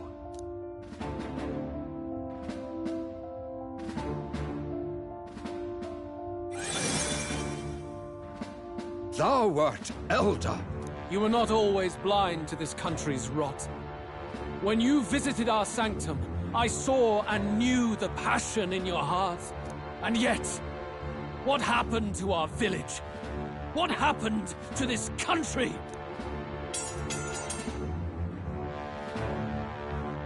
Oh.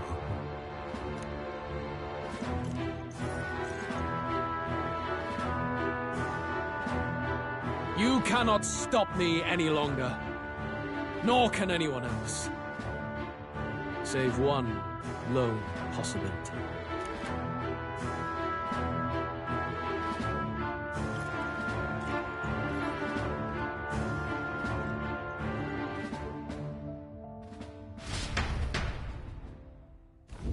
Snatching victory from the maw of catastrophe, the party descends again on the royal capital, Grand Trad. But they are greeted only by ominous skies. Their return hardly counts as a triumph, considering how they departed. Anticipating conflict, the Gauntlet Runner comes to a quiet stop.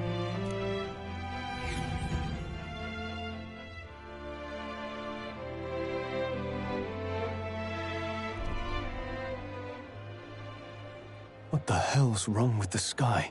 Isn't that... Oi! That monster boy's come back! Ah, that's why the sky's grown so hellish. The half-dead bastard returns with his head held high. A more aggressive welcome than I expected. Would any introductions help them to understand? It's useless. Words are cheap. Still, we should walk with pride instead of trying to keep our heads down. True enough. His Royal Highness, the Prince, returns! Luis distorted his form through strange and terrible magics, but the curse is now dispelled. His true form has been restored! Oi, if that's really His Highness, then tell us why didn't His Majesty in the sky stop all this bloodshed? 'Cause he's an imposter! Just like Count Luis said! You'll not fool us again, beast! Oi! Calm down. At least listen. And you! Never thought I'd see one of the Magnus brothers standing against Count Luis, even the thick one. He took in a Paripus like you, and you spit on him! Scum! Only thing traitors deserve is a tight rope and a stiff beam. And you want us to support the Prince! Lady Juna, I can't believe this! I admired you! Why would you risk dying alongside some fake prince? I don't intend on dying with anyone. Besides, I'm still me, whoever I'm standing with. Hey, you chief! Weren't you the wretch who got kicked out of the knighthood? Now you're with this pack of throne chasers. Shame! Shame! Mustari girl! You ungrateful pagan! Count Luis brought down the Sanctus Church for you! How dare you strike out at him? They're all traitors, I say! What is all this? The truth of the prince hardly matters to them. Every one of them's only concerned with their own emotions, and nothing else. We'll have your heads on pikes soon enough. Leave! Get out of our royal capital! If they're just monsters, we can deal with them ourselves. How about it? This is bad. They really are out for our blood. Has everyone gone insane? Oi! Over here! Don't bother with them! No talking this one out. You need to run! Now!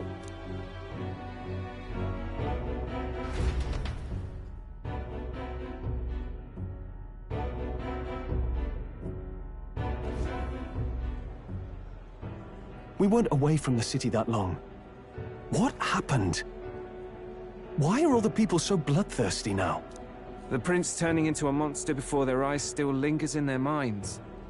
After all, a monster entered into their society disguised as a person. No, that's not... I know, it's not true. But truth and how it appears to the citizens are different beasts. Moreover, humans have been sighted closer than ever before. The royal capital's populace is unused to danger, so they've become suspicious of each other. How fares your neighbor? Do you run in circles with monsters in disguise? Are questions on the tip of every tongue. Ever since Forden's death, Luis has everyone on a knife edge. He's erratic, and nobody knows how he'll react to those who defy him if push comes to shove. So, at the core of it, people are scared witless, and they cling to Luis as a savior, rather than the devil he is. You well know that Luis cares not one whit about social status, especially as a token of birthright. No amount of wealth or standing can buy his protection. So even those who may have opposed him at first now counsel that condemning him would be imprudent, as it puts their safety at risk. Then we're stuffed. He won't save anyone. And oh yeah, he can create humans, by the way. Oh, that's all true then. I have my suspicions, but it's still a bit of a jolt.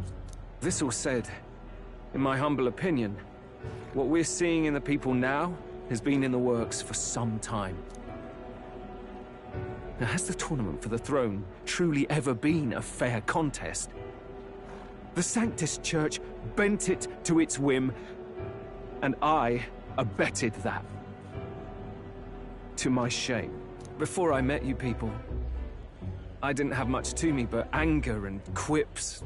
Now maybe that outlook's our real enemy. Blind fanaticism, like I had. Even if there's no malice to it, it's a dangerous thing. We've been told Magla is born from people's anxiety. Kind of ironic. But we have to do something about it.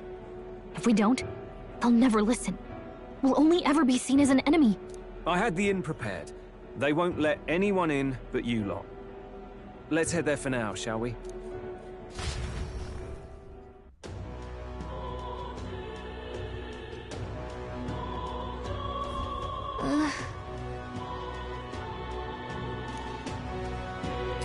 All right.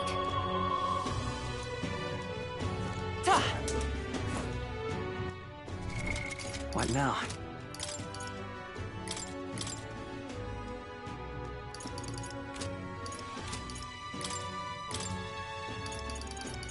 Good. I'm still getting stronger.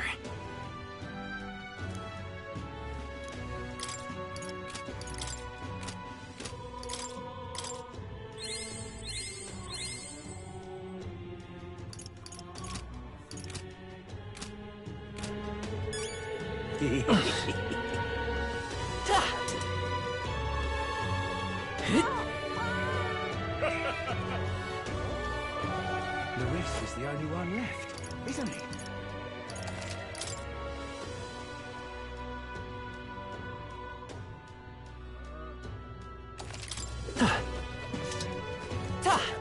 Smash it all Let's to move. bits!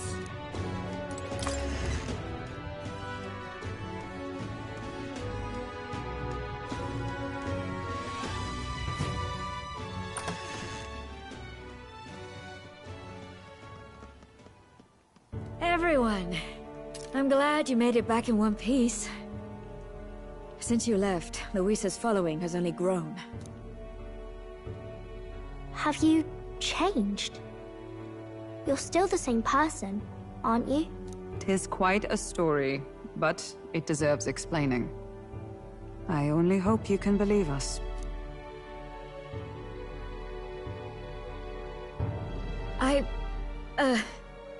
Alright, wait a minute. Let me get this straight.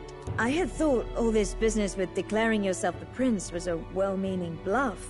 But under the deception, you were, in fact, the actual prince. Is that right? Still, I mean, how do you get the whole country to believe your story? Is that even possible? Frankly, I doubt it. We've just seen firsthand how far we'll get trying to talk the people down. Then what will you do? If this goes on? But you're still you, yes? You came to help everyone, just like you helped me before, right?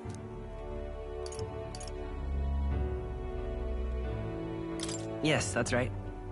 It'll all turn out fine. Good. I see. So, even if no one believes you, you're still determined to settle the score with Luis head-on? Even so, the gulf between us is wider than ever. The people have all but named him their champion. With so little time, a guileless appeal to the public may fall on deaf ears. Hard luck for the honest knight. And not much room left for civil debate now that Luis is openly advocating killing his opposition. Well, that ship sailed when the king's magic faded. Anyway, if there is a key to turning the tide, first place I'd look is the castle in the sky. You saw how violent and volatile the city folk are now, but I don't think it's as simple as fearing Luis. I've been keeping an eye on the royal capital while you were off on your jaunt through the woods. Frankly, the change in public sentiment was too sudden. Unnatural. It's as if they've been collectively drained of their sanity, and if I had to guess what's causing it... You're implying it's Luis's doing? All the eeriness in the sky. Is that because... Don't know, but the change in the citizens is certainly odd. If something really is forcing it, that means we might still have a chance to fix it. On the other hand, it may well be bait for a trap. Trap or not, we have no other choice. Then it's settled. Head to the royal palace and put a stop to whatever Luis is cooking up. With that Skyrunner, you're the only ones who can.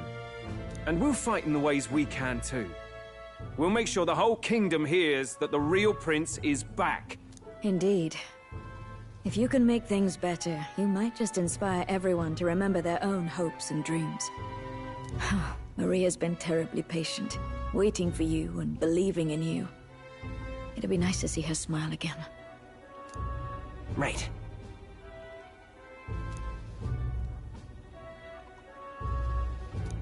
I'll always believe in you. We'll all do our best, so you can be a good king.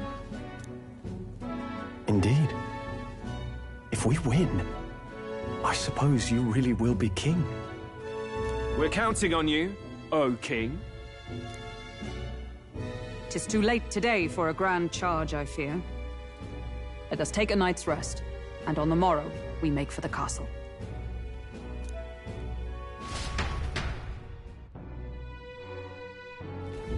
What to pick?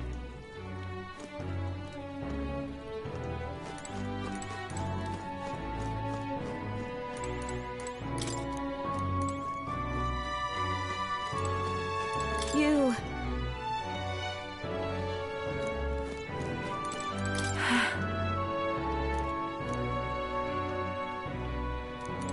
Oh, it's Mister.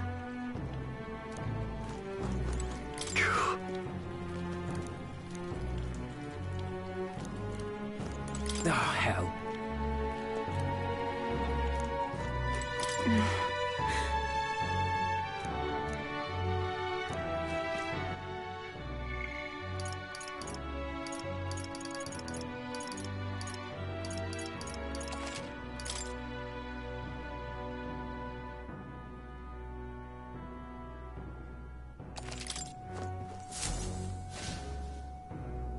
Your Highness.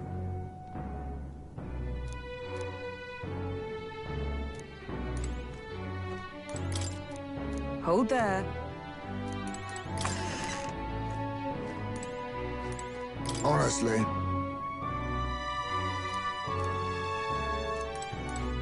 Come on.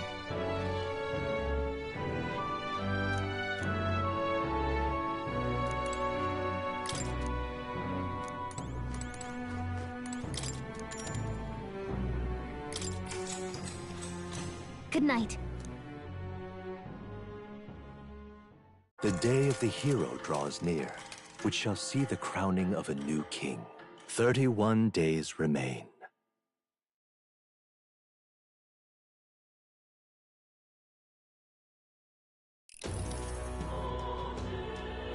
To all the people who dwell in this land,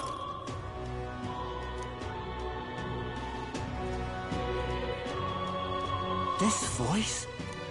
Soon, naught but 1 month will remain. On the dawn of the day of the hero, the one who has inspired the greatest faith of the people shalt inherit the kingdom. I bid thee forget not these words.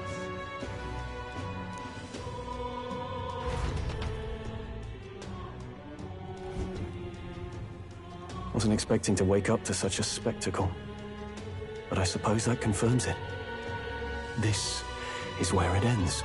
Luis has already fortified himself behind the palace walls.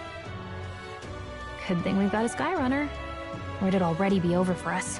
Or perhaps it is us he has been waiting for all this time. However disturbing the world looks now, 'tis only a prelude to the deadland Luis strives for. Sky looks proper hellish already. And with all the humans out there, it's no wonder everyone's losing their grip. Well, he wanted a fair world where strength decides everything. Funny how that's indistinguishable from absolute chaos. But it's Luis who has the most support right now. And that wasn't born of deception. He broke the nation's order, and everyone knows it. Sure enough. That's what got Ardell and I dreaming to begin with. Figured a world where the poor and weak get trampled on was a world worth breaking. Come to think of it, what do we all stand for, really? Maybe hope. A little broad, don't you think? I don't really know what everyone's talking about, but everyone who's seen you and your friends say you're amazing. You make them really, really happy. Because, you know, you've got all the tribes in your team. Everyone's different, but you keep working together and doing great. You're so cool. A fair point. You're quite right, Maria. It is a hard thing to word, so forgive my fumbling.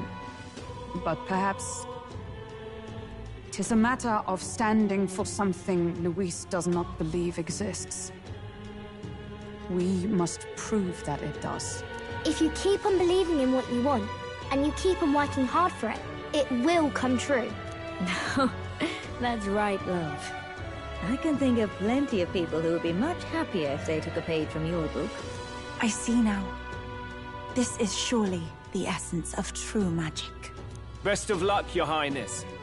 After all those speeches about taking the throne, it'll be awfully irresponsible to go dying on us now.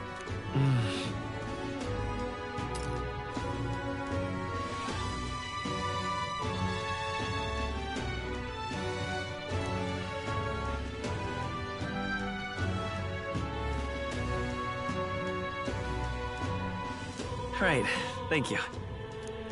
Well, we'd best keep an eye on the calendar. The King's deadline was the dawn of the day of the hero, so we've got until the day before. And that won't be the end of things either. Even if people come to their senses, it would amount to nothing if Luis sits upon the throne. Personally, I think we should prioritize our main objective here. I'm sure we'd get it done, but we have to make sure we have at least 1 day to spare before the day of the hero. We've got a few days left. So, it's up to you how we spend them. When we set off, let's do it with no regrets.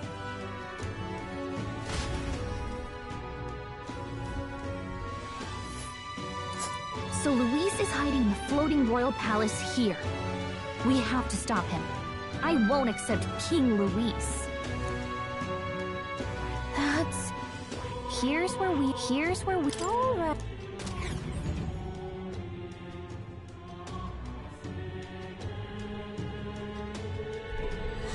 Let's put an end to this.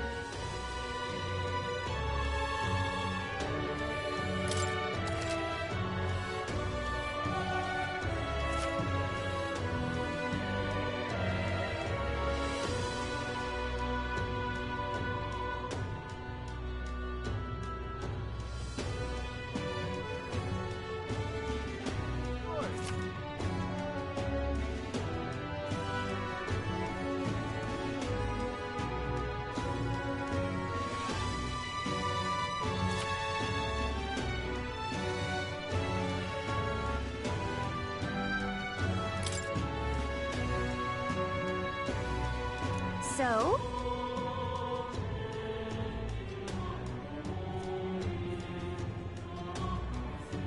Smash it all to bits! Well...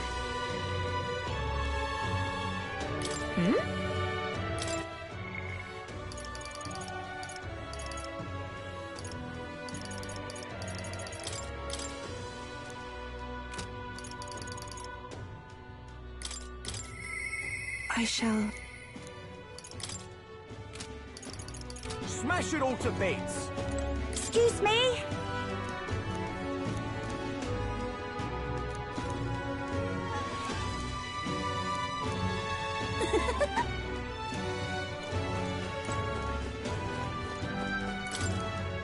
What's this? Smash it all to bits! You're right.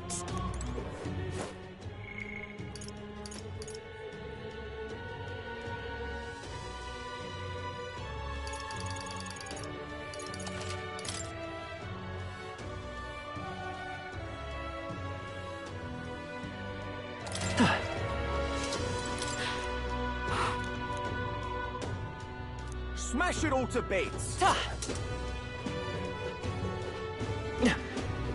Luis is the only one left. This is all right. Oi!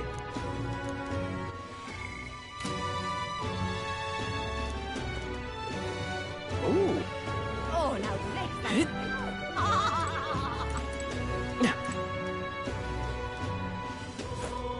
Looking to sell, are you?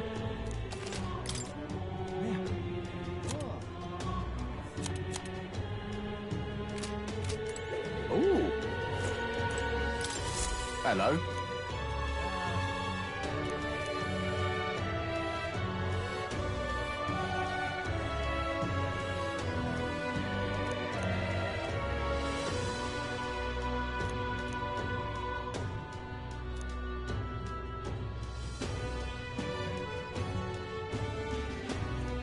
Help me, will ya?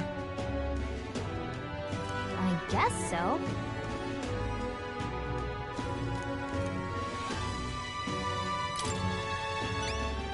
Much gratitude to you. We did it! Let's give it a shot.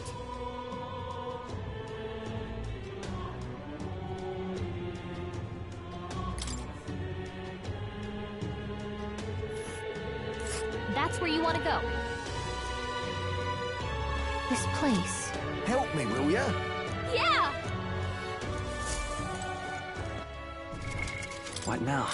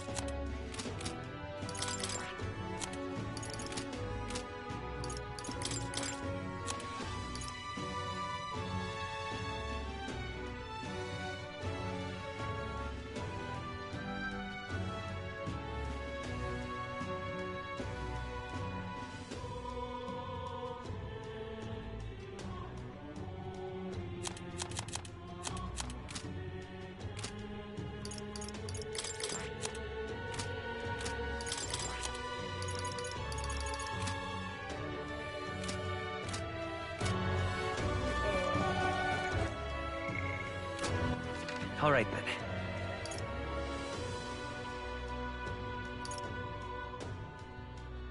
Let's head there right away. Ah, look. You. Did you?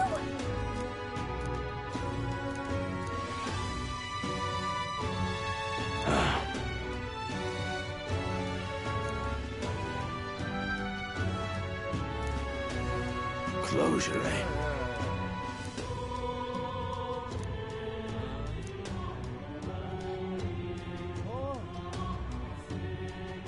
Whoa.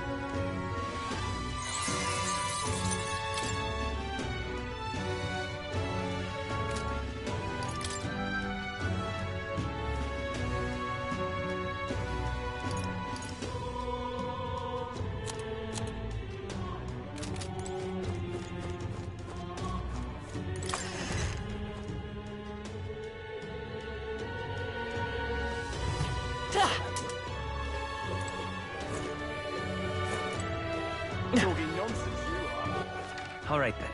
Is it Louis after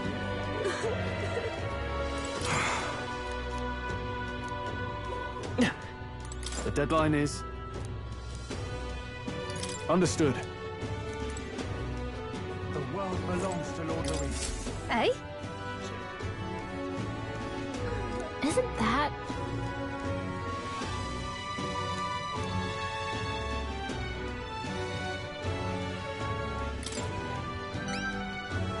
Whatever will I do?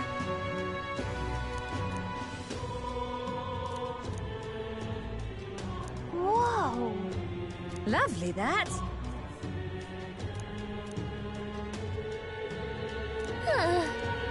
If you have a spare moment, let's give it a shot.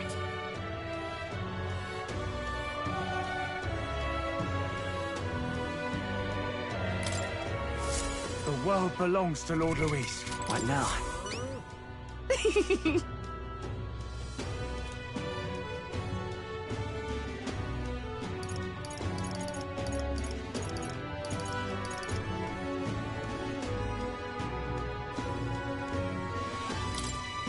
Eh?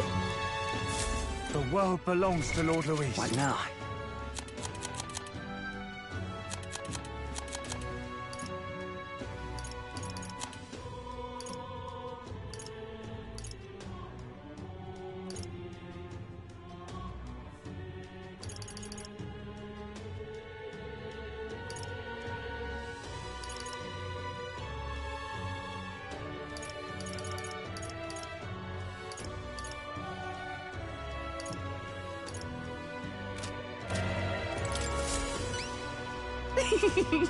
Lovely, that.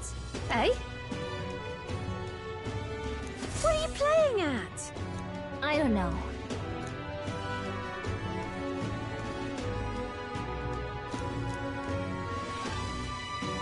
About that.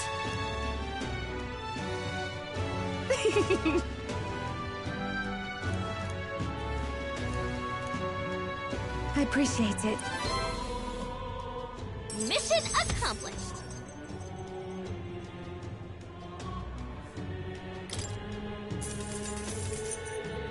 All right.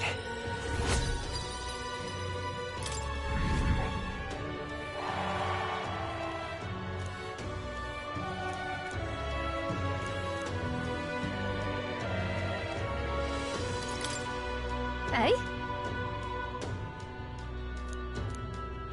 If you have a spare moment. The world belongs to Lord Louis. All right, then.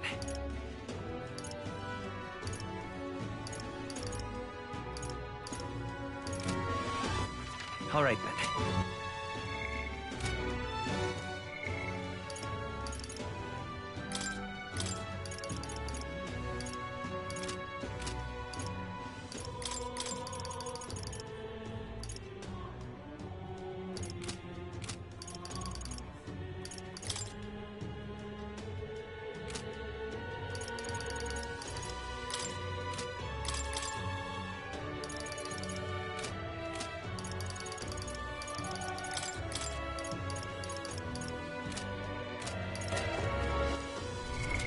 What now?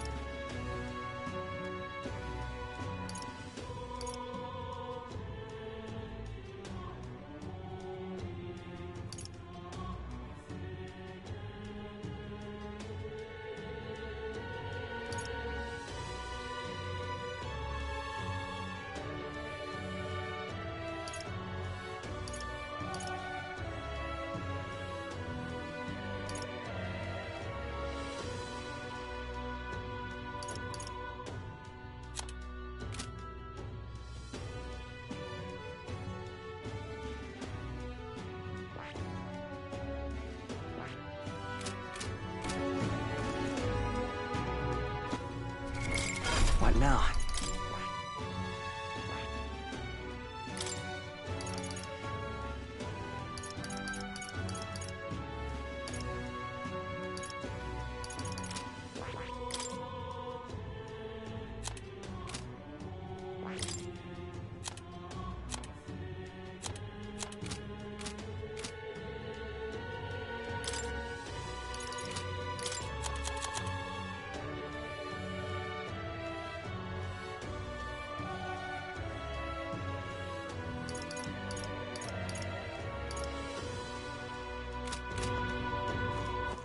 All right, then.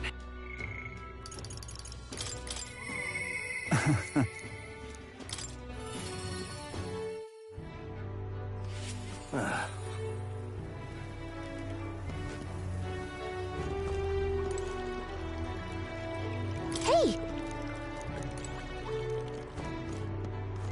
You? However...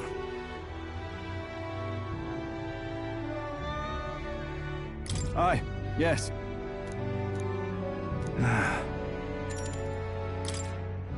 The truth is...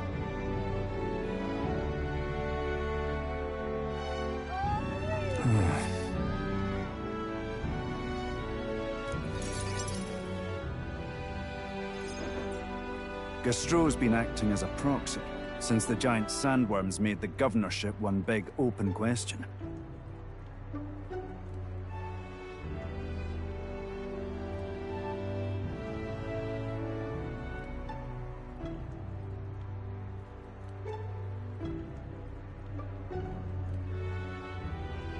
Everyone's gathered here today to learn what's what, and probably to sentence me to exile.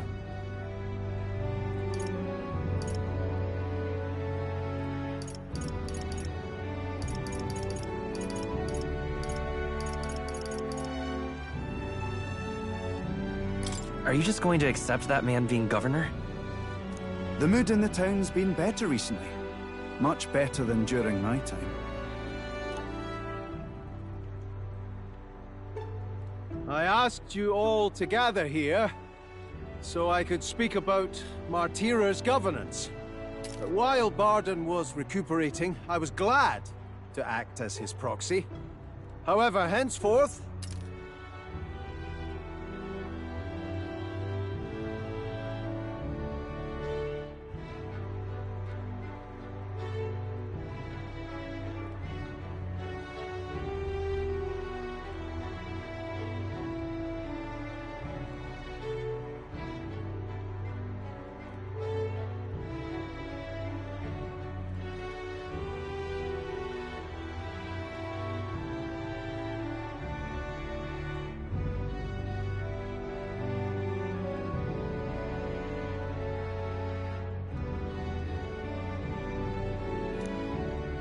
I would like Barden to resume his duties as governor.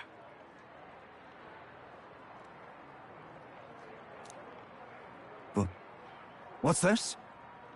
This town's autonomy was initiated by your sheer pluck. At the time, I cooperated only so I could use you for my own ends. But I had a revelation in those moments as the giant sandworm approached.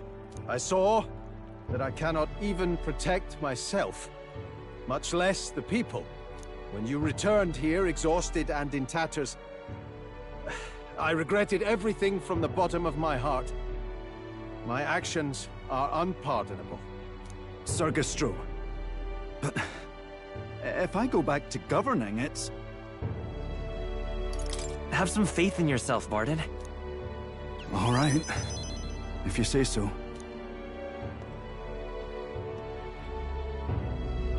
I'm just not sure where to start. Except to begin with an apology. My excessive measures frightened you all.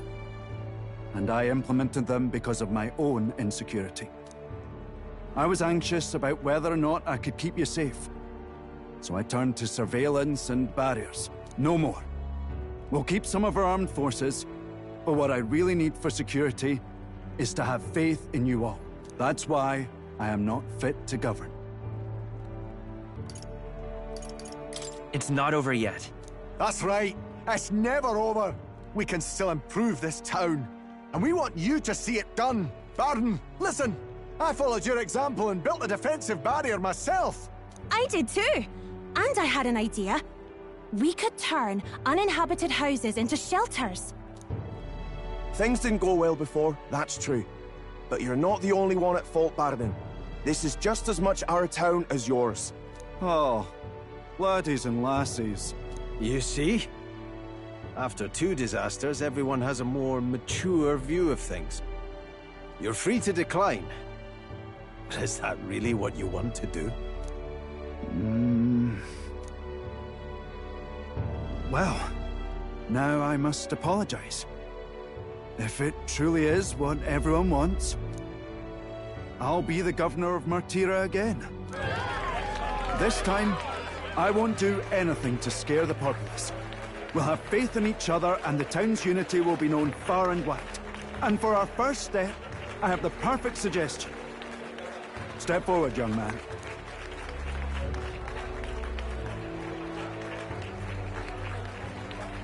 The reason I stand here now is thanks to this fella. He is the hero who saved this town. The one most worthy of the crown. I want us to support him as the future king. Yes! Barden and a hero together!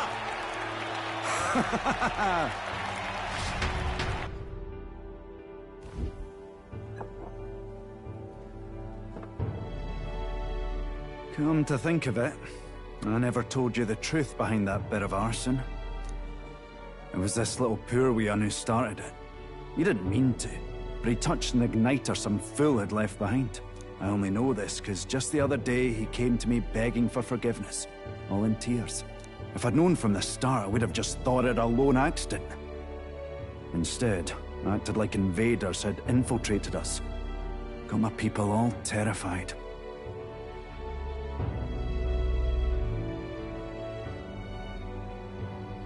It's already in the past. You say that. I can't forget it. Ever. Henceforth, I'll be changing my ways.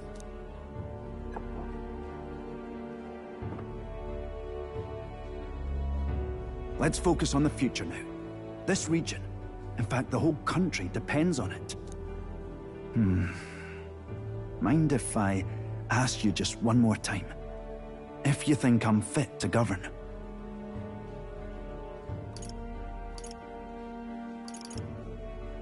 There's no one more qualified for the job than you, Barden. And you truly believe that? Then I must devote myself to the work even more, so as not to disappoint the future king. Thank you greatly for everything you've done. This only happened because I had your support. Even when I made mistakes, you stuck by my side. I'll return the favor one day. I swear it.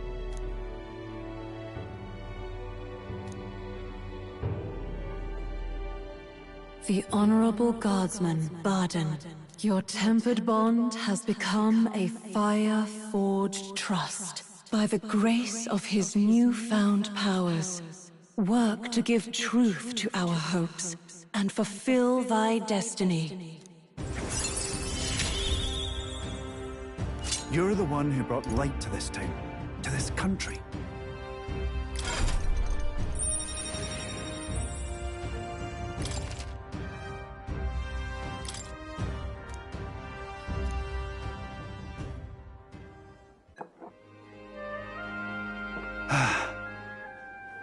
Today really is such a bonny day.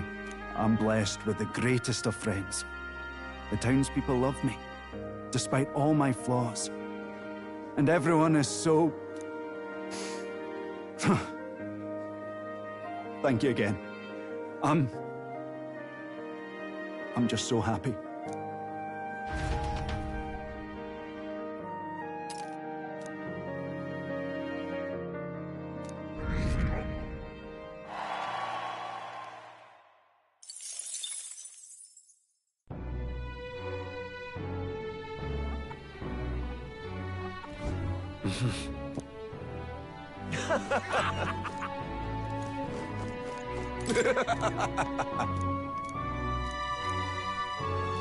Hey! Yep.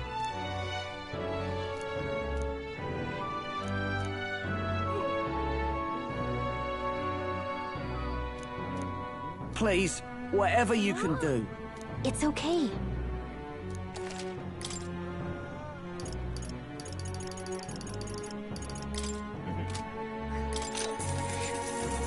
Hey!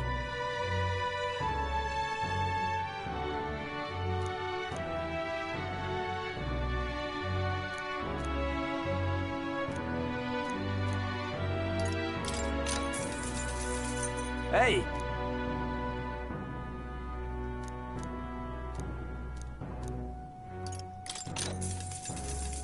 Hey!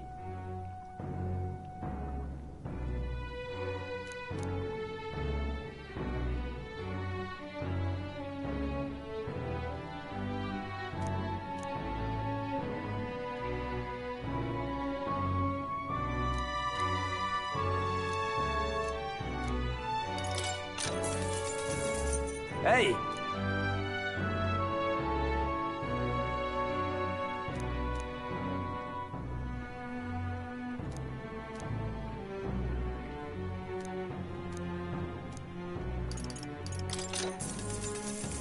Hey!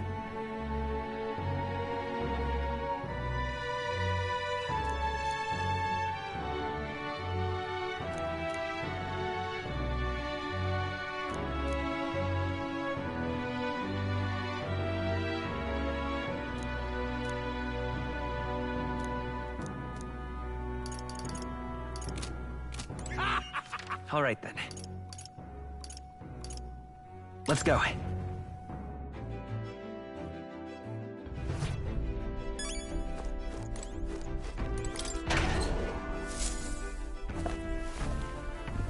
This is...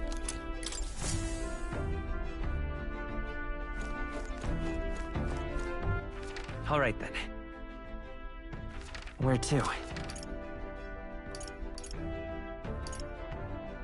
Let's go.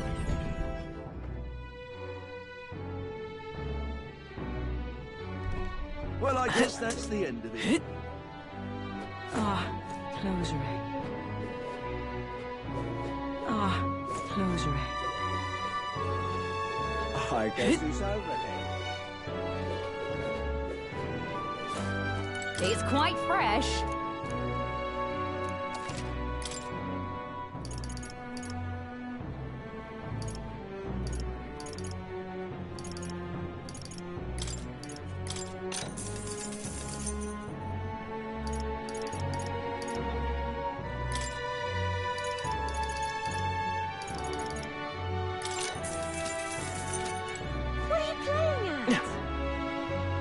This is It's too much to take. Dear me!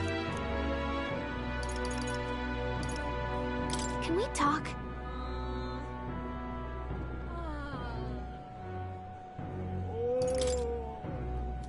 It's too much to take. Welcome.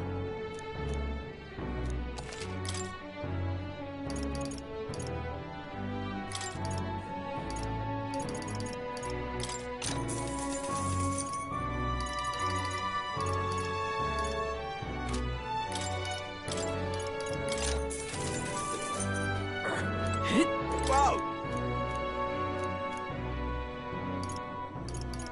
Can we talk?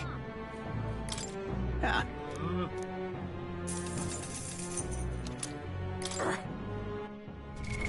What now? Whoa! Let them think. Oh there. Until we... All right then.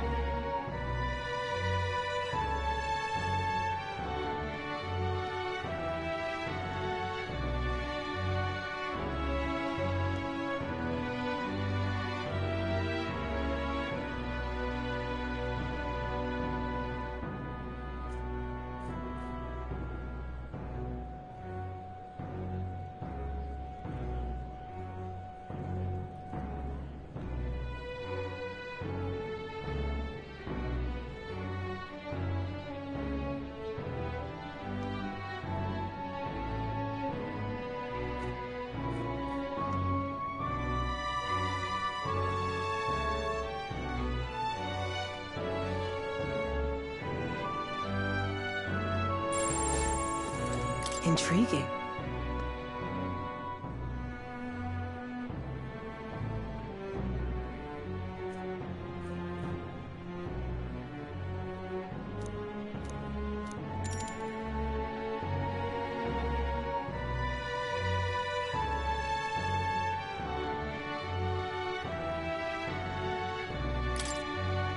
Thank you.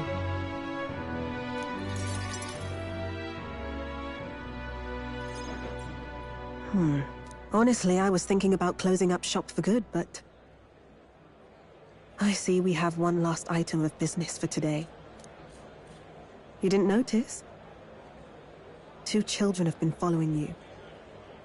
They have igniters. I imagine they're here for me.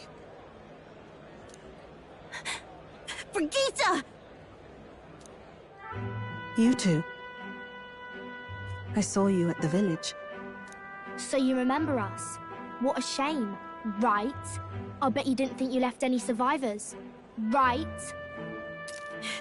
Everyone we know is dead! You killed them! I see. So, you're here for revenge. Is that it?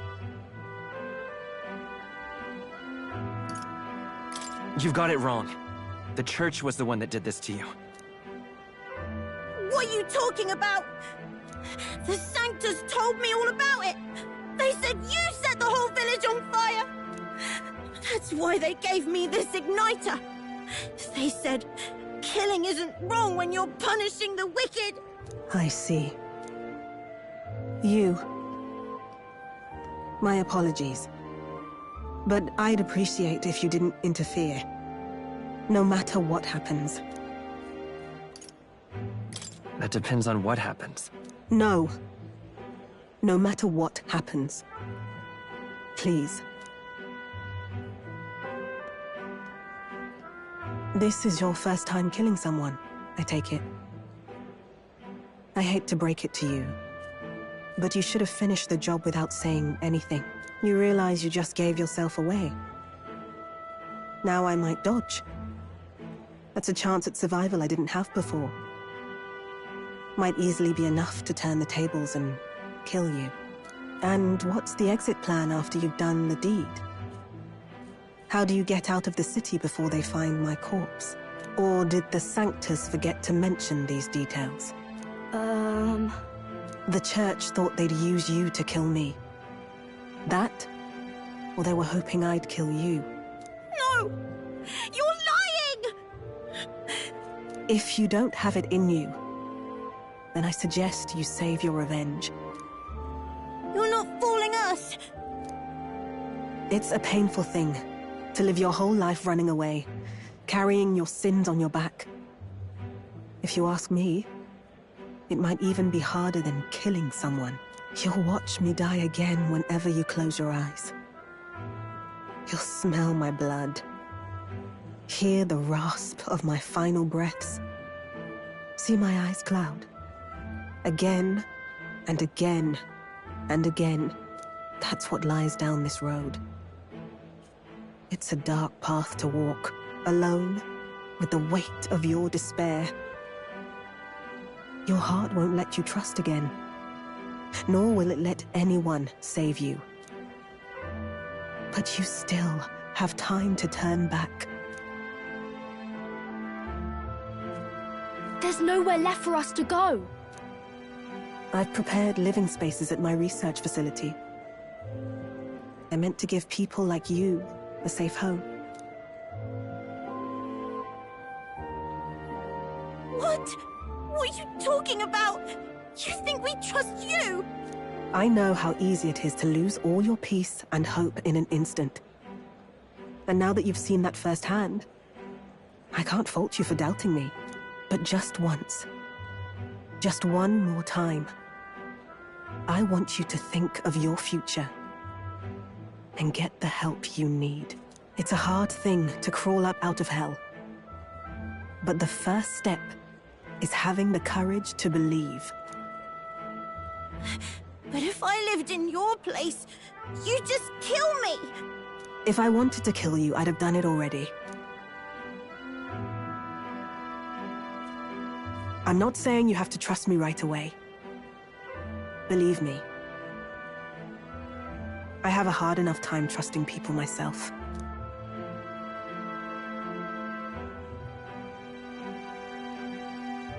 But isn't this what you two really want? To believe in people, and believe in your own happiness?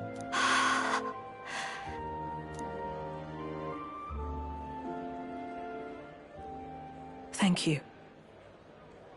I'll show you the way to the research facility now. That took incredible bravery, you two. I can already tell you have a better life than mine ahead of you. A more peaceful and gentle future, greater than anything we could imagine, is about to dawn.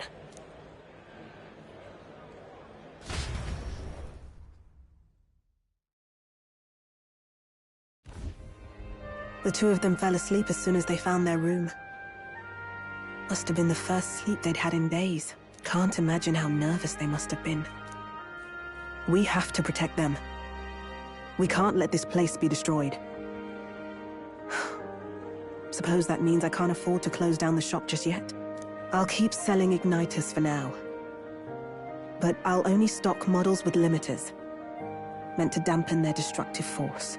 And I'll offer a bargain for the people to trade in non-limited igniters towards buying my wares. Against the Church's campaign, it'll barely make a difference. But it'll buy some time until you take the throne, right? And what do you plan to do afterwards? Well, that depends on the new king. It's a small gesture, at best. A pretense at change. But it's enough. As long as it can give those children a little hope. I trust you to brighten our world. Give it the surge of hope it needs. Take the throne, and lead us forward. Yes. I ask only patience. You'll have it.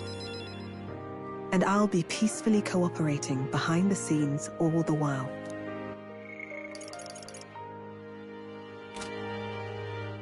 I was always afraid of telling the truth. I built igniters into a shell around my life. On the inside, I figured I had nothing. I was nothing. Just a hollow parody of a person. But even knowing how weak I really am, you refused to abandon me. Thanks to you, I've come to know hope again. So I'll believe in that hope, and try to live my life to the fullest. That's my decision, and I'll stick by it. Thank you, young man, for giving me the courage to live again.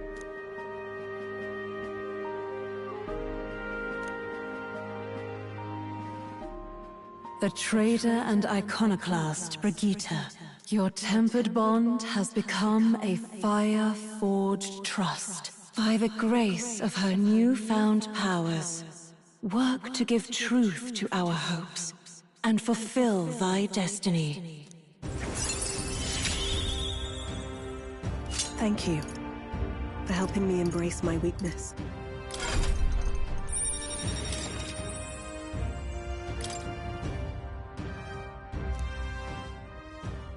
No doubt there are countless people out there suffering, enduring unimaginable pains at this very moment. But you can show them that their world is not a living hell. Not when you have your own vision for it. I'll be waiting for the day it comes true.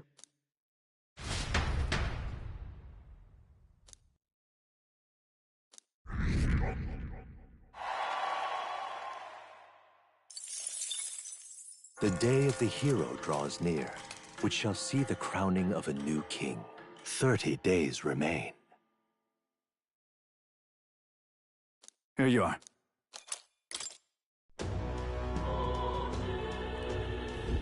Got it?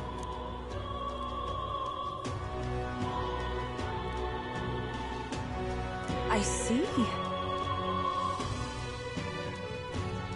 Speaking of which...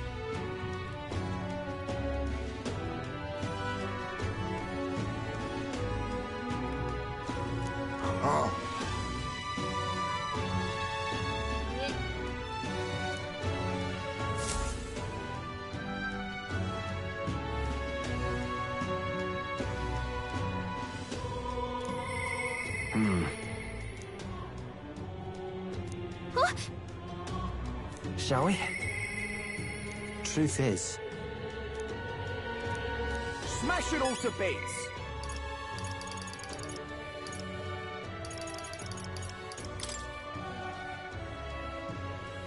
Yeah.